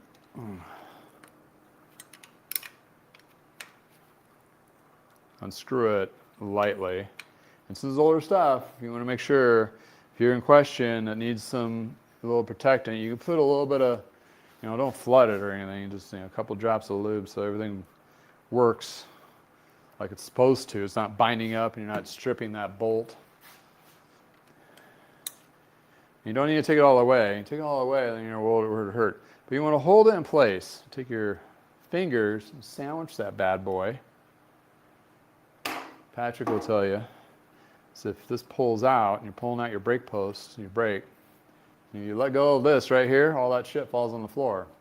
And guess what? You're spending the next hour trying to find that one spacer, and you're trying to figure out what spacer goes to which side. So if you take your time and take your new, and you want your angle of your brake like a moon rising or sun rising. I don't know how many times I've come across brakes and they're put upside down. All I have to do is rotate them over or switch them out to side to side. These are not right and left specific. So, oh, these are made by Cool Stop. So essentially same. And you get that post to go through all the way. So I'm just going to lighten, not bear down on these because I got to get the rim in there. But then I just want to tighten these back up. So it holds its position. Get your nice flush Allen in there. And I pulled it back, so it's a little bit further back, so I can get that rim in there. And I don't know the rim DI compared to the other rim DI, so it's going to be a little bit different. So I'm going to have to switch, adjust these anyway. They're not going to be a dead-on match. And rim DI, what I'm talking about there is the width of the rim. Get an example here for you. Here's your rim DI. So that's that measurement between the brake surfaces here. On disc brakes, you don't have that, but they still have a rim DI. Here's a little side note. Rim DIs are not all the same, especially in different vintage and different wheels, especially of today's bikes. They all get a little different. And especially when you're looking at road or what have you, that rim DI is going to manipulate the width of actually your tire. So if it says it's a 700 by 25, it's going to be a little bit different between two different rims. It's not going to measure out exactly the same. In addition to brand are vary too. See where I'm going with the hot mess here? So when you're looking at a road bike, specifically old school roads with side pole canny brakes, side pole cantilevers. Cantilevers. In any case, the tolerances of the space in the brake itself and the frame, they'll specify from the manufacturer goes up to X size. Well, that all depends on the tire brand as well as your DI on your rim. Those are two factors that are not going to be consistent. So, for example, I have a lot of people asking on road bikes, what's the biggest tire I can put on there? Well, I know for a fact on a lot of them you get to 25C without any problems with even the variances of different rim DIs and different tire brands. But when you get to 28C, I've had one tire fit nice and tight, perfectly aligned, just a little, maybe a little tight on the space, but you still had space. And another brand ramped up right up against the frame itself. It just wedged. And the rim was the same. And the two brands were different. So 28s is going to be a trial and error kind of thing. Put yourself in a position you can return those tires if you're going to buy new. Because those tires can get expensive. But in any case, that's how you kind of do this. These have a little bit wider range. That's where this would make a pretty decent, I wouldn't say like a super big gravel bike, but if you want something a little more versatile, geometry is going to be a little bit different than your traditional gravel, but it is your recreational, and it's good, dirt roads, that kind of thing. This is your pre-gravel bike here, people. It's like we used to say it this way. It's not a good road bike. It's not a good mountain bike, but it's a great in-between. It does everything a little bit good. Great? No. Good? Yes. So, it all depends on the conditions you're even putting into it. All right.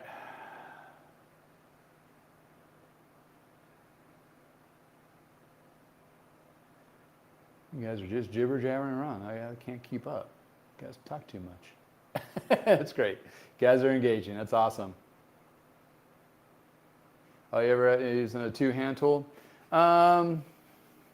The two-hand tool, I think is the other one that clipped underneath. I never really got in the practice of using those, only when it got really stubborn. Not so much, though. I mean, you can get one inexpensively and just lay it around and use it when you need to. Oh, Precision e-bike, Josh. Thank you for chiming in. Appreciate it. Oh, yeah, they were out there. Cool Stop, they were out there.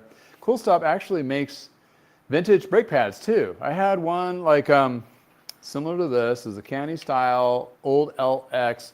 It was the longer pad, similar to this length here. It had a cartridge, and sure enough, they had the cartridges that replaced that. It went on that old, in my video library, I think the 970, the Trek 970 that I did. That was pretty cool little project for sure. Yeah, Cool Stop, they're good. They've been around for forever. Better make sure I stage my brake pad. So when I slide that out, and I'm going to inspect the front ones because the front ones, I'm looking for the brake pad that's in my hand. Getting hot in here. Need more coffee. Getting old. Isn't my nap time yet? Yeah, so there we go. Got that in there. Yeah, the little, you got to make sure these are, I mean, if you drop them, it's not the end of the world, but once you find all the bits, it's just easier to put them in place like there. So then when you put your front wheel in, it's not too terrible to do adjustments. But the third hand tool kind of doesn't work on these very well. I think those are more for like the road style kind of thing. In any case. All right.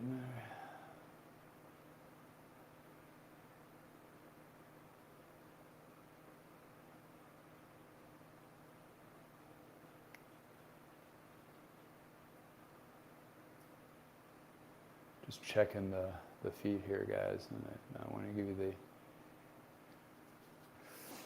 the ear shot. Oh yeah, the eagle, retro eagle claws. Those, I remember we used to carry, I mean, it was like 20 or 30 of them. We'd go through those all the time.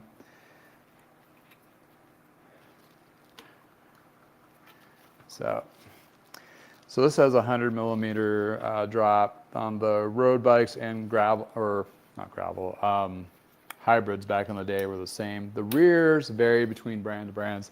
This visually looks like a 130, but it could be a 135.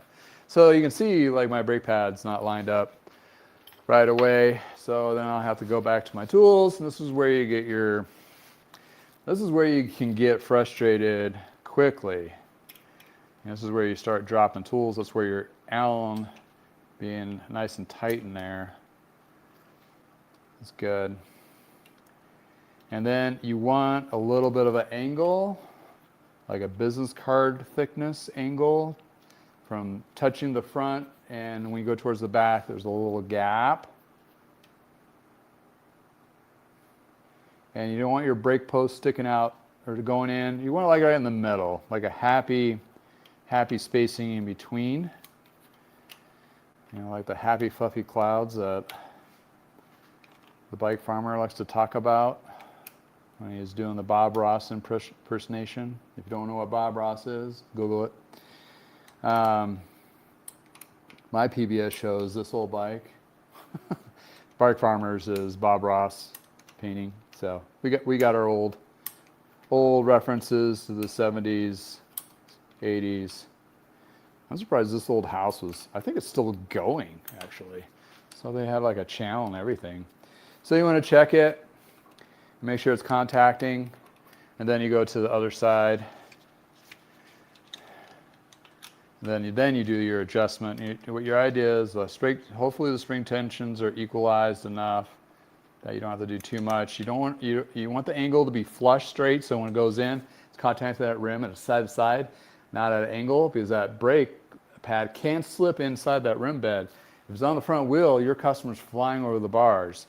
So that's a safety issue, and you want to make sure these things are secure and tight and adjusted correctly, and they're evenly hitting the brake rim at the same time and giving the best contact possible. So that's canny post brake pad installation 101.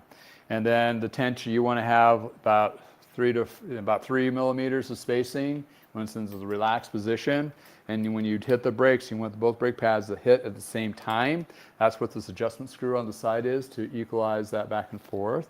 If that doesn't work for you, you may have to do a post adjustment, adjusted that back and forth, and also your cable adjustment too. There's a lot of pivoting pieces on these brakes.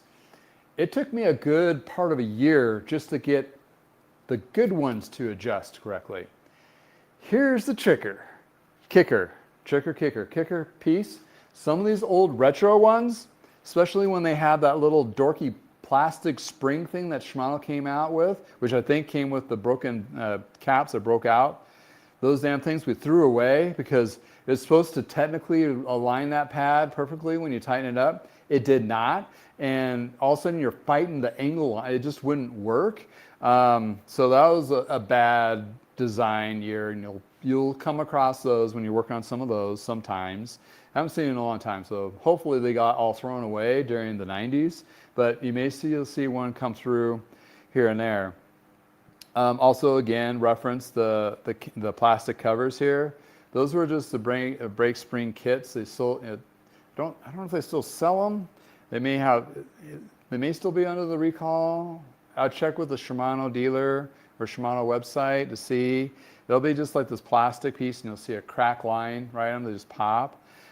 We replaced a ton of, they were like that new. I mean, they came out of the box, adjusted once, and they popped, and we'd have a bucket full of replacements, and we're switching them out. So hopefully they got switched out. This might have been switched out during the course of the history of the bike. So that's, you know, these are tricky. Take your time, work at it. If you can't, and you're questioning it, by any little glimmer of a question, take it to your shop to be double checked. Brakes are no joke to mess with. When you don't have braking that's correct, or like I said, that brake pad slides into your spokes, you go over, that's an ER visit you want to avoid. Either way, it's just safe to that way. And hopefully they have somebody on staff that has actually worked on something of this nature. There usually is. And they'll be able to adjust it. And if it is one of those quirky ones where they just not adjust correctly, Diacomp was kind of the more ones to stay away from at this period of time, because the Diacomp brand, they were horrible to adjust, and they squeaked. They howled. Ones out of the box, we had to do a reverse tow on them just to get them to not squeak. I think it was the compound that they used or what have you. But those things are pretty serious. You don't want to mess up at all, that kind of thing. So in any case. Yeah, boy, we're getting there, getting her done. So I'm going to set this aside when I do the adjustment on the back.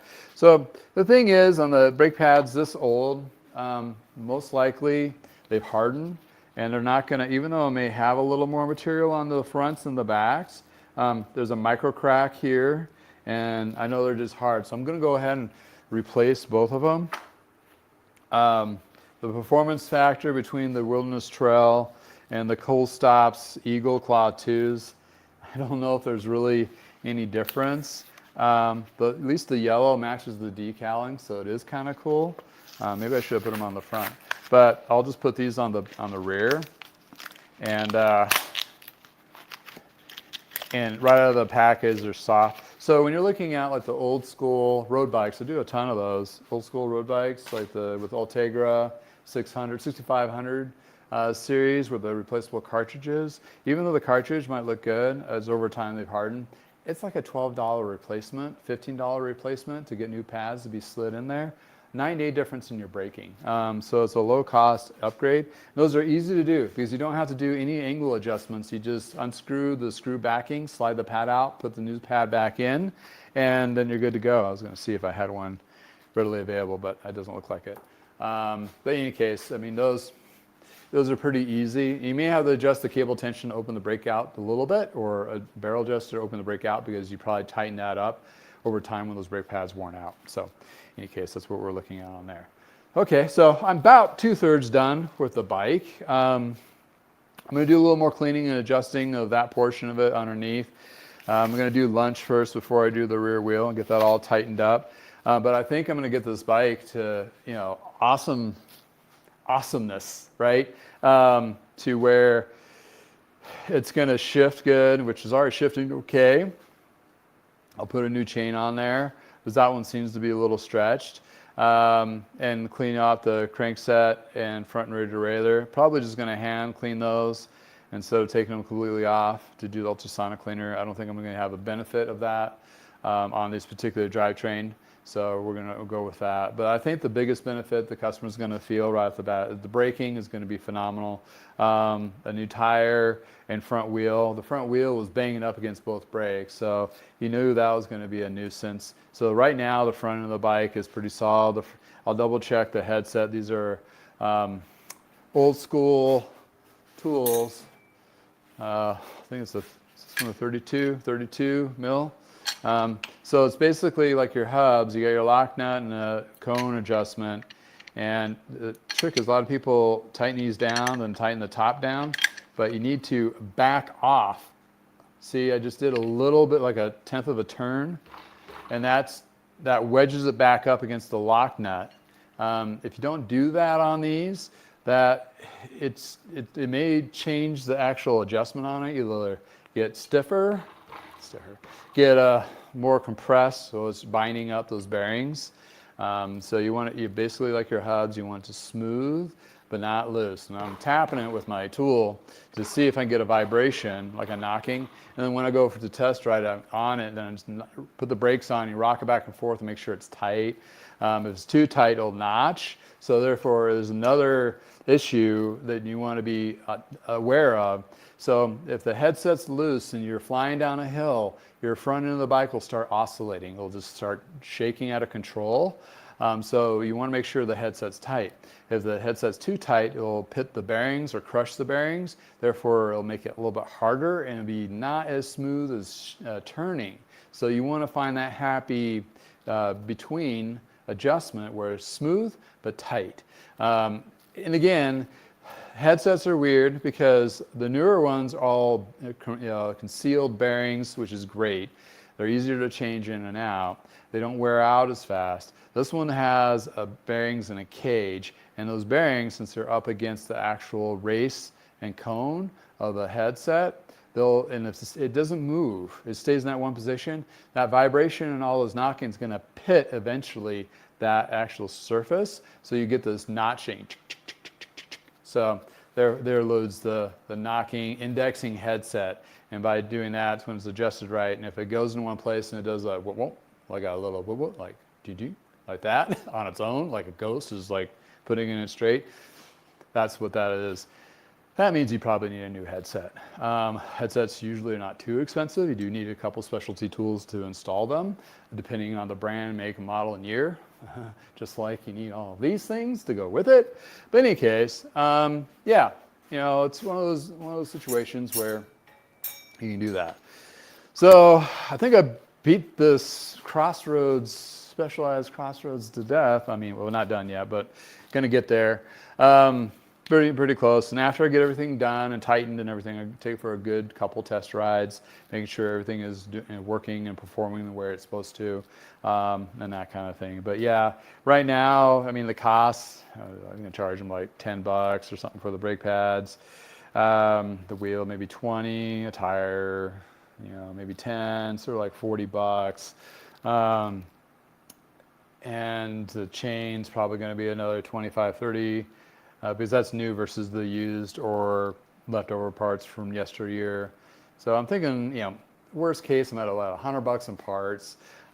They did do the $150 tune-up, which I'm going to knock that down to the 99 one. So this is going to get that person in that bike under $200 in service and parts. Yeah, at a standard bike shop, and I know some of you are running the shops. You're like, well,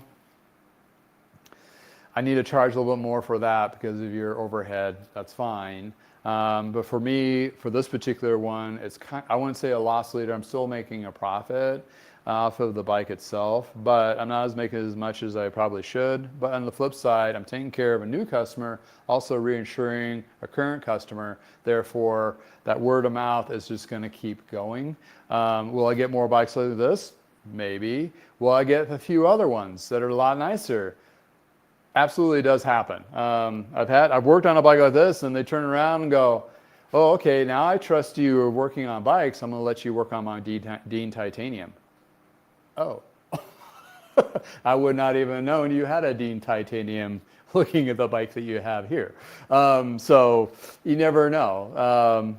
And that's, as Business 101, you try to take care of all your customers the same right the first time and all those things. I can preach that all day long. But when it comes to mechanics in a bike, this is something that she really enjoys riding. And the guy that influenced her to come drop the bike off and have me work on it is an extreme avid rider. And he was on my last weekend's video. They did the triple bypass. His name's Scott. And he brought his wife's bike and his buddies. He's the friend of the friend. Tim is a friend of the bike farmer, which is, on play of the words, bike rancher. I want to go on that a little bit. This is a fun little story. Let me rearrange this so I can drink coffee. And then I can see your comments. So I use like a little, like those stands for training or whatever. It's one of these. Works great for this. It's awesome. Works absolutely great. So anyway, I'm through two-thirds of the bike done, at least half.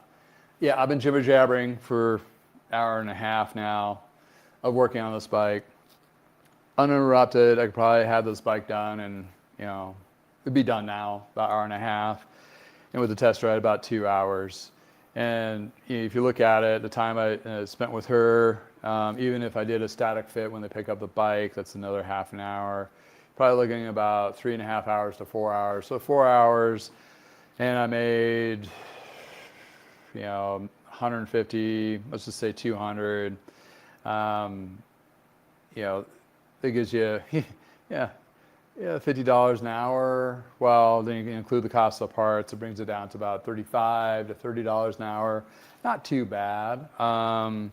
If you're looking at dollar and cents, but that is fueling the pipeline for more service, more customers, in addition to, I just featured it on a YouTube channel where, granted, I get a lot of revenue off of it, but I definitely will probably making enough to offset the cost of loss or loss costs. In any case, to make it, and then again, somebody looking at cantilevers, I'll put that as a timestamp, so it'll get put out to people, or I'll make another video of just showing that in separate video, or a short, and therefore you can actually manipulate that. So if you're looking at it as a business perspective, if you're owning your own bike shop and you're leveraging YouTube or any other social media to promote your services as well, that actually more content the better, especially when it's more diverse content about products that have probably no videos on them at all. It probably has a handful out there.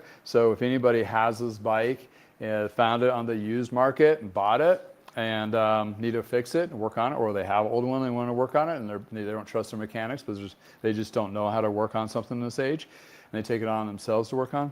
Therefore, you're adding that particular content, and it's forever. Now it's out there, and there alludes that that's a good thing. So anyway, keep saying coffee. Now I want to make some. Yeah. Oh, if you're in your neck of the woods, you're going to be drinking Blue Moon. There you go. Oh, Bali, Blue Moon. Yeah, I like my coffee cup. Check your nuts, apply lube, and ride hard. I just got a haircut, which makes me look older, but you're not seeing it, but the gray's moving in. But I'm a fortunate soul that I still have my hair at this age. Yeah. Yeah, Patrick saw me, what was it, 10, 13 years, you said 13 years ago. God, time flies, doesn't it, buddy? Time flies. All right, let me do this real quick. Bunch of bike stuff, and you just need to get rid of it. No longer needs to be in your garage, needs to be in somebody else's garage, and actually, maybe being used.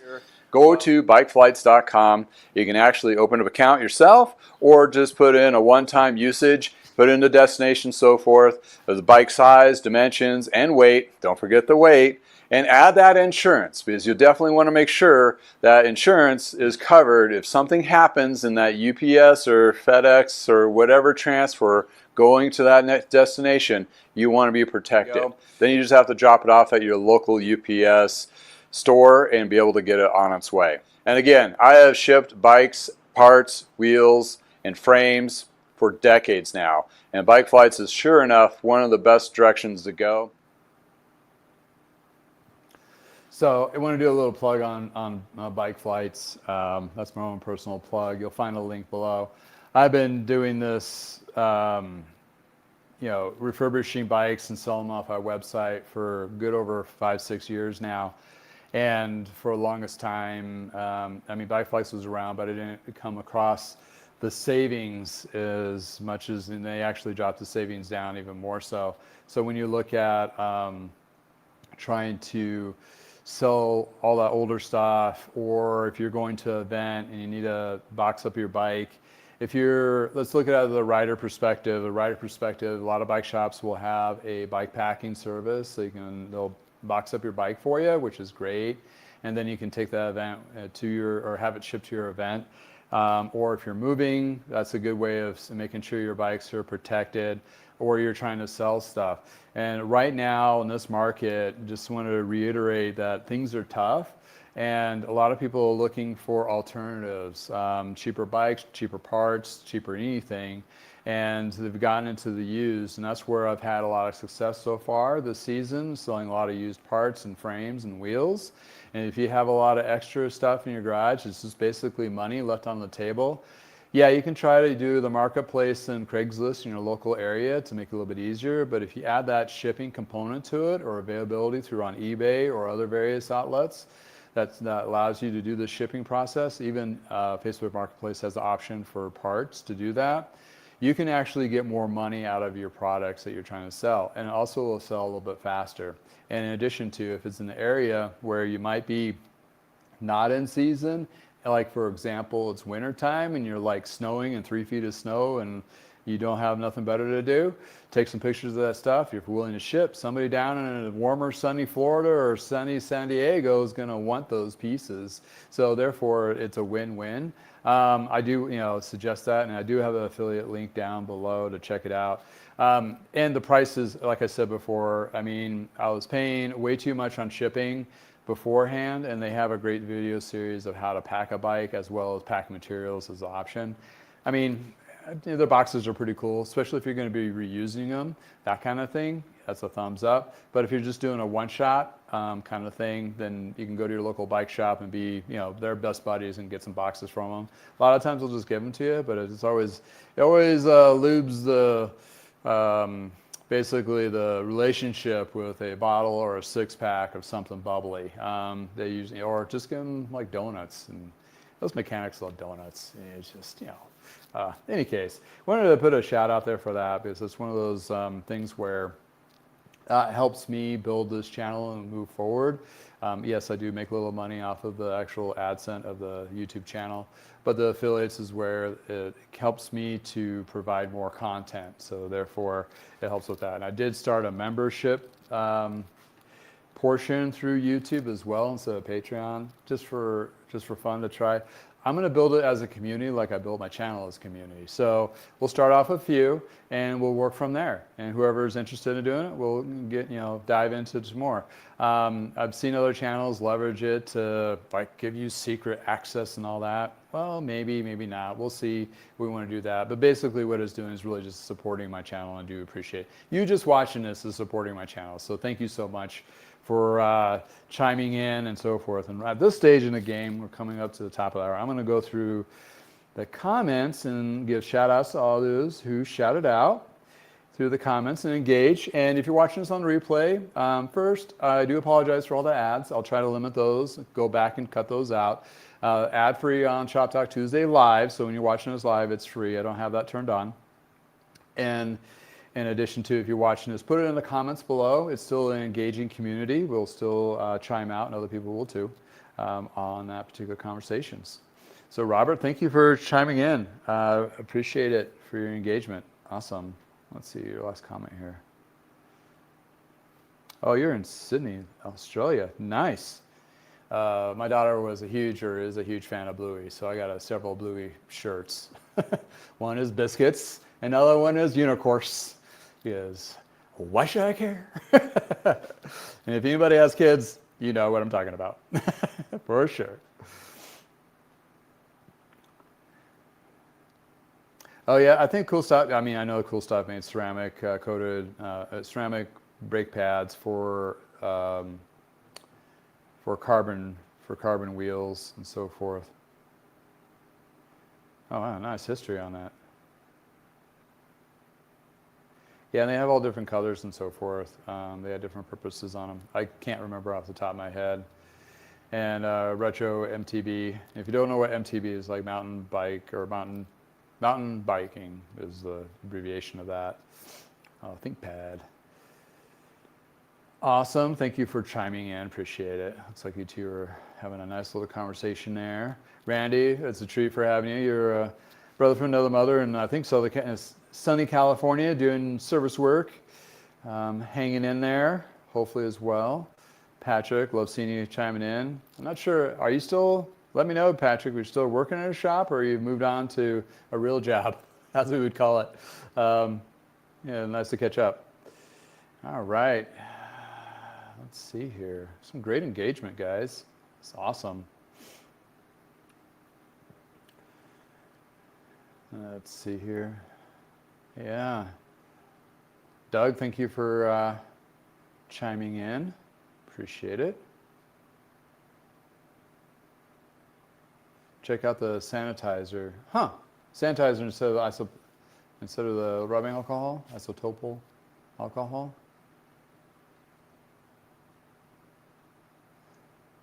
Oh, yeah. Hand sanitizer. Well, yeah, hand sanitizer would have a little bit of, depending what kind of hand sanitizer you'd use. But yeah, same kind of stuff. Might be a little bit easier to get. But I use rubbing alcohol for a lot of different things, like cleaning rotors, and it's already a staple of my shop stuff. It's, you know, hanging over there, that kind of thing.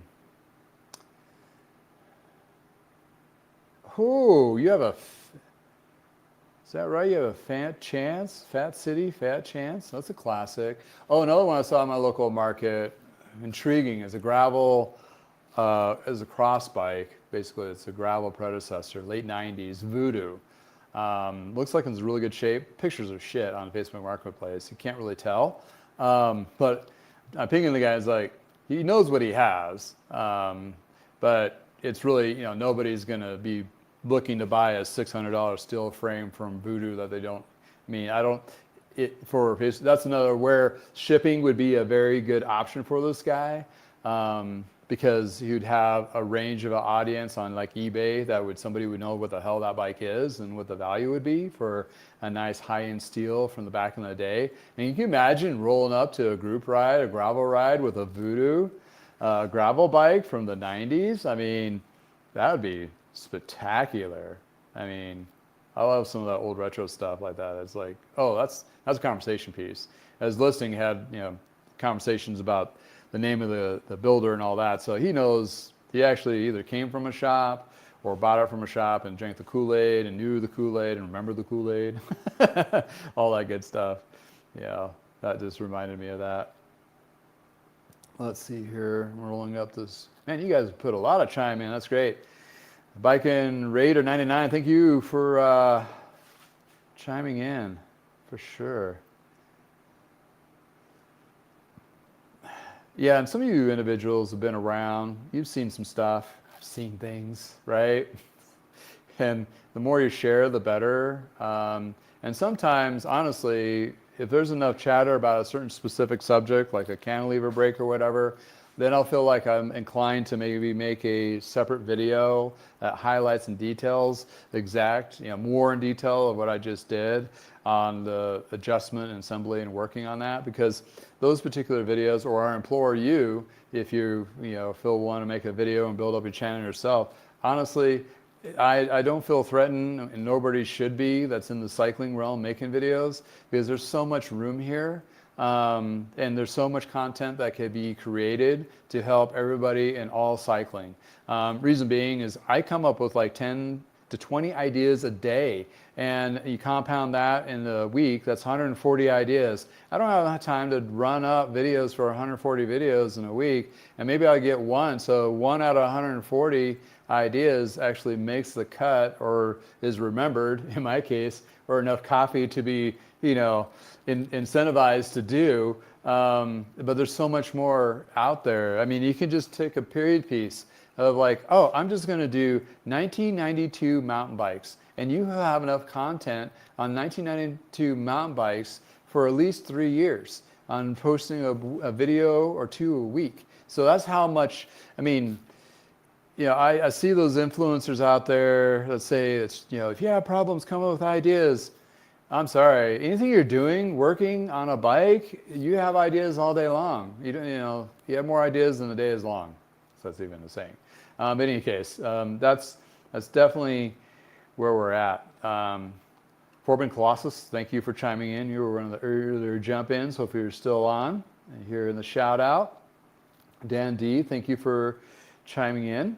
Appreciate it. Lawrence, pleasure as well. And I think I'm Hunter Green. Thank you for chiming in. And D-Bubs, yeah, I remember you. You're the ones as the newer lad in the industry. Welcome. Hopefully things are going good for you in your shop.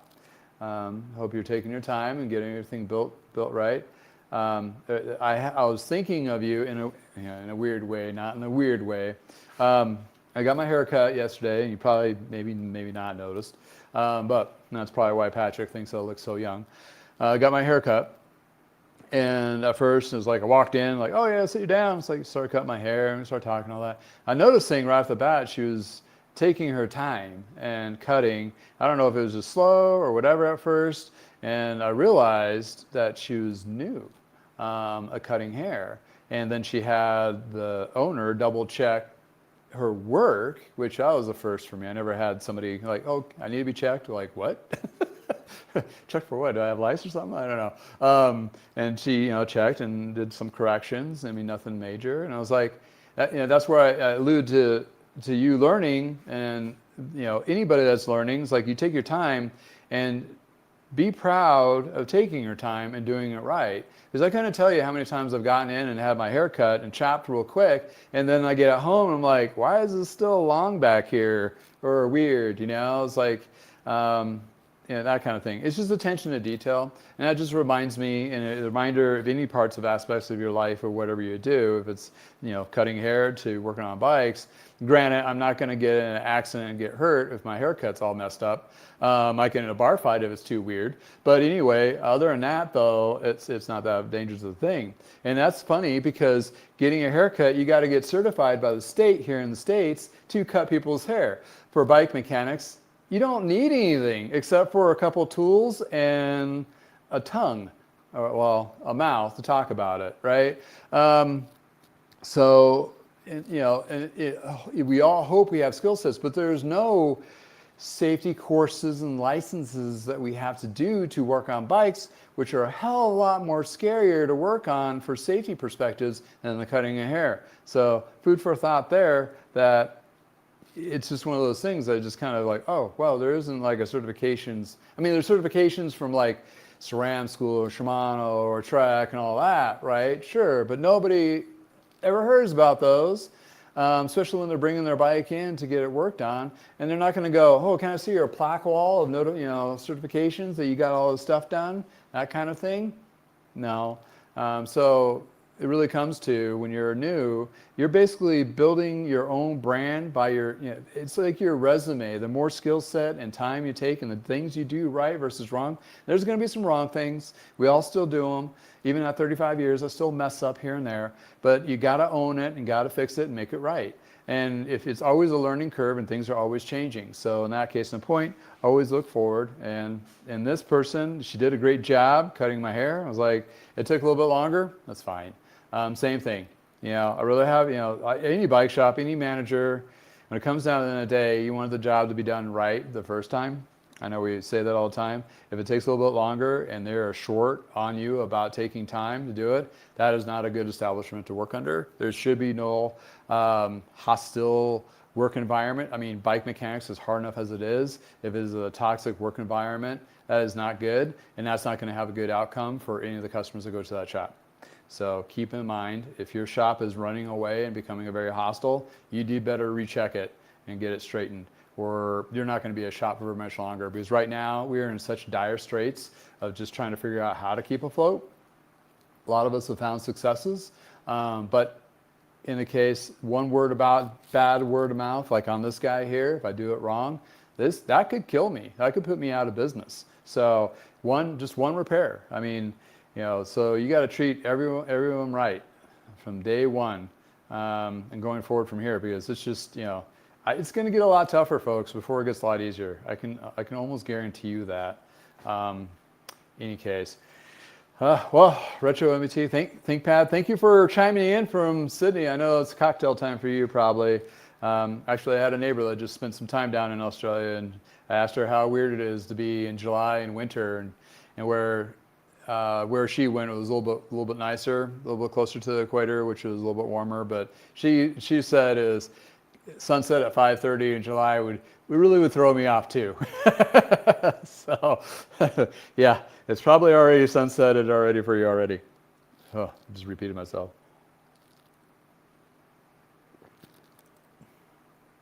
Oh, nice, Robert. You have your own bicycle custom and repair business. Nice.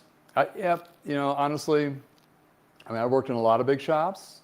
I've worked in smaller shops, and this is kind of like my first just solo type thing. And, you know, I thought about expanding it first and all that. But, you know, when I'm in it now, I'm like, this is it. I mean, if you can get this to work, it's a sweet spot, because it's, you know, it's my own pace. Everything's appointment based. A lot of those stresses of a big shop volume is not here. The other half of the component now is the YouTube realm, which is really fun. I really enjoy that. And communicating to the community that's being built, which is freaking awesome. Any case, it's just one of those things where it's total thumbs up. And that reminds me, thumbs up for, you know still sticking around. Please hit the thumbs up. And like and subscribe and all that is I should have my daughter come in and do the whole little song and dance. You know, please like and subscribe and click the notification bell and all that. But in any case, it's put me in a very positive position of I really enjoy what I'm doing, to a point where that translates and people see that when I'm working, I'm passionate about it in a positive way. And then when they drop off their bike to be worked on, have me do services, when they reach out, I've gotten to, and again, it's my market here. I'm lucky and fortunate and all those things. And I had some really great customers, but a lot of my customers I've been cultivating for the last few years are ones that are like, have multiple bikes, and some only have one, but they're like, here, take it, fix this up, make it right. You know, like, take your time. They understand I got to fill it in to when I can work on it. And I want to work on stuff when I have time to give it all the attention to detail that it deserves, not being rushed through. We've all, if we worked in shops for a while, we've all gotten to a point we've rushed through things, and sometimes it burns you out and burns, you know, just, it's not good. So therefore, in this scenario, I'm really happy. I mean, and thank you for being a part of that. And I'll leave you guys on that note. Thanks for joining me at the Shop Talk Tuesday in the garage. This bike rancher needs to go wrestle up some food and finish this off and go take my nap and have another meeting later. In any case, I'm learning more stuff about lithium detailing products. I have a call with the owner, and we'll talk to him about it and see what is the best applications for detailing for bike shops, possibly as a service too, which I alluded to in a previous or last week's video. Get more detail about that. So in any case, thank you. Cups to you, either coffee or others. Thank you for joining me. 3 o'clock in Sydney time. It's getting closer to checkout for yourself. Awesome. And you're in the next day. Which blows my mind. You're tomorrow. In any case, alrighty. Or later today. I don't know. Whatever. Dateline. The Dateline thing. Whatever. All of us here nice in your neck of woods. Please go for a ride. I hope you make your bike safe. Hope this gives you good general information about either the industry or the bikes themselves. And hey, don't be afraid of used. Used is the way to go, especially here in the States. We got a lot of them. So let's really upcycle all those bikes and get them into people's hands. And those who are riding, enjoy. We've had some really good weather here, had some really good events. People are really, a lot of smiles on their faces. It's really good. We are under a lot of stressful times here, and I know that. And you know, number one, you're not alone. Number two, cycling is a great way just to kind of make you appreciate the moments in the life that you're living, and hopefully it's the best life you're living. In any case, have the sunny side up, road side down. Until next time, have a wonderful day from the garage. And if it's Tuesday, it's Shop Talk Tuesday, and we'll see you then next Tuesday.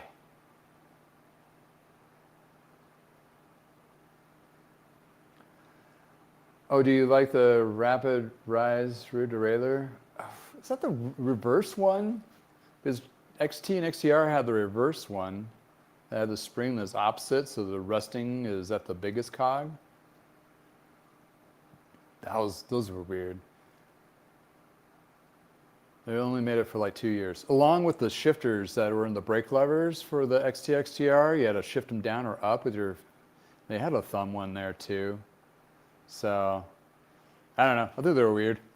Let's just go with that. Retro, they're weird.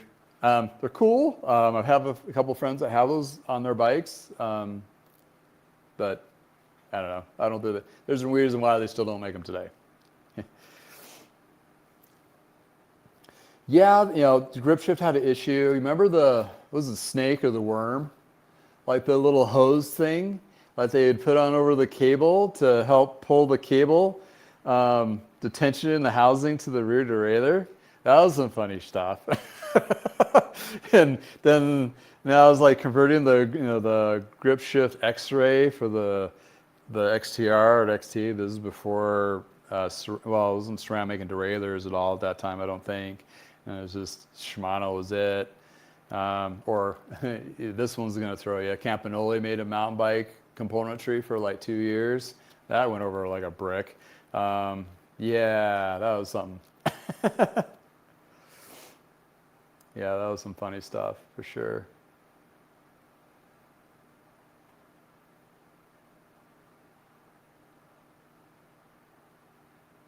Yeah, the independents are not doing yeah, Robert, that's right. It's like, I mean, I technically could probably get on the Shimano one if I was going to. I mean, I don't need to, but I mean, to feel certified, to certify yourself, I'd go through all the Park Tool videos. I mean, first you'll learn about the tools and how to use them correctly, and then you get a lot of gold nuggets of how to do brake bleeds and all that stuff too. So they would be my go-to for videos. I mean, the brand specific ones for like the SRAM are really good if you needed to learn how to do their own brake bleeds and so forth. And I say that because I had to do it myself, even currently, just as a refresher to make sure, because they've all gotten complicated and weird.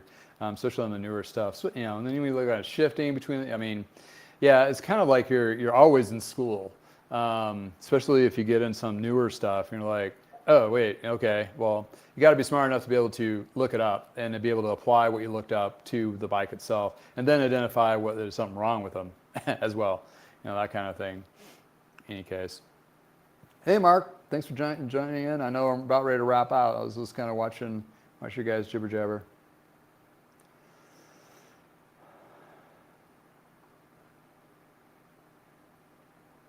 Oh, Mark, you own your own building? That's, I wish that was the push back in the late 80s when my parents opened the shop. We would be in a totally different, I wouldn't be here. I would have my own shop still. Let's put it that way. The successes of owning your building. I mean, I've had a lot of people reach out and going, should I buy a shop? Should I open a shop? And I'm like, first thing that rolls out of my mouth is like, no, you need to buy a building. Period. Buy a building, whatever it is, you need to do real estate, because that's the number one killer of a lot of those businesses. Because your costs are the same. It doesn't fluctuate. What you own, and then you own it. And if you get a big enough building, you can sublet a part of it, which offsets your mortgage. Therefore, you're in a better situation. Bike shops themselves will not hardly make you any money to even mention. I mean, you can make a decent living, okay living, but it's a fun living. It's like a lot of us have other jobs or used to. I'm lucky, but my wife's the breadwinner, so that's where you get me. And I have no problem with that. But if something happened to her salary, I'd still would do this, but it'd be in a very, very small time, part-time, and I'd be working a regular job, whatever that may be. Hopefully not, because I love the lifestyle. Is just phenomenal what I'm doing. But yes, Mark, absolutely. If you even out, it doesn't matter how small it is. You don't have to go big and glamorous. It doesn't have to be the perfect location. Even if it's an industrial park, somewhere off-road. If you're good and if you get the message out like I have on my channel, You can do it anywhere within reason. I have people driving an hour and a half away both directions to come see me to have me work on their bikes. So let's put that in perspective. That footprint of that big of range, I could be in an industrial park, I could be on a ranch, I could be, as long as they could Google my address and pull up and drop off a bike, that's good. In my little neighborhood, it's like freaking awesome. Dirt worm, that's what it was. My little neighborhood's great. I mean, I have half my neighbors I've worked on their bikes, but then the kids roll by and I tweak on their stuff too. And it's just like I feel like I'm in a community and they're in a community that I feel like I'm in. And that's all I really need. I don't need the retail front of people walking by and maybe falling into the shop or be an anchor to a front door. I have to be there for a set of hours. I mean, I did it. It's horrible. It's crazy. I really have an appointment base. Yeah, sometimes people make appointments later, but I have gaps of time and I'll block it off and I want to go for a ride, or if my daughter has a thing, or we need to take a trip. That's the quality of life, and that's where it really comes down to. You need to enjoy most of those days as much as you can. In any case, thanks for chiming in there, Patrick. I had a stump. I mean, I had one for a while. There were two types. There was the light gray one that broke, and then they had a new improved version, which was dark gray. Yeah, and the whole idea is to make the cable more tension, so the derailleur spring would, the weak, and that's why you have these huge honking derailleur springs now on all the new ones, because these old derailleurs, this is fun. These old derailleurs, well, this is like a light action Shimano rear derailleur, but the spring in the little guys like here, the other ones would have the brake springs by the pivots, and that's where they redesigned them to have that one monster spring to hold the tension to, this is the actuations that they were looking for those who don't know. This was an interesting design. Interesting. But yeah, it's one of those things. But yeah, in any case, I got to grab some lunch. Oh, here's the one with the big old spring in it. This is a 10-speed Ultegra, and it's like this honking spring goes here to here, and that gives you a lot more pull. Yeah, those rapid rise ones were funnier and funny. So you get those things, be like, what the hell did I do with this thing? Anyways, thanks again for hanging out with me. If it's Tuesday in your neck of the woods, Shop Talk Tuesday, please chime in. If you're watching below, please chime in, put it in the comments. I will definitely look at those and address them as well. And yeah, please like and subscribe and all that good stuff. And yeah, I did do the membership through YouTube, so if you want to join that, we can build it together. What extra insights? You want to break it off as like, these are only bike shop people's, like we've mentioned before on this channel. We can do a little offshoot for that, and we can, I'll try to bring some value to a point where it pays for itself, 2 times fold. That's the whole idea, right?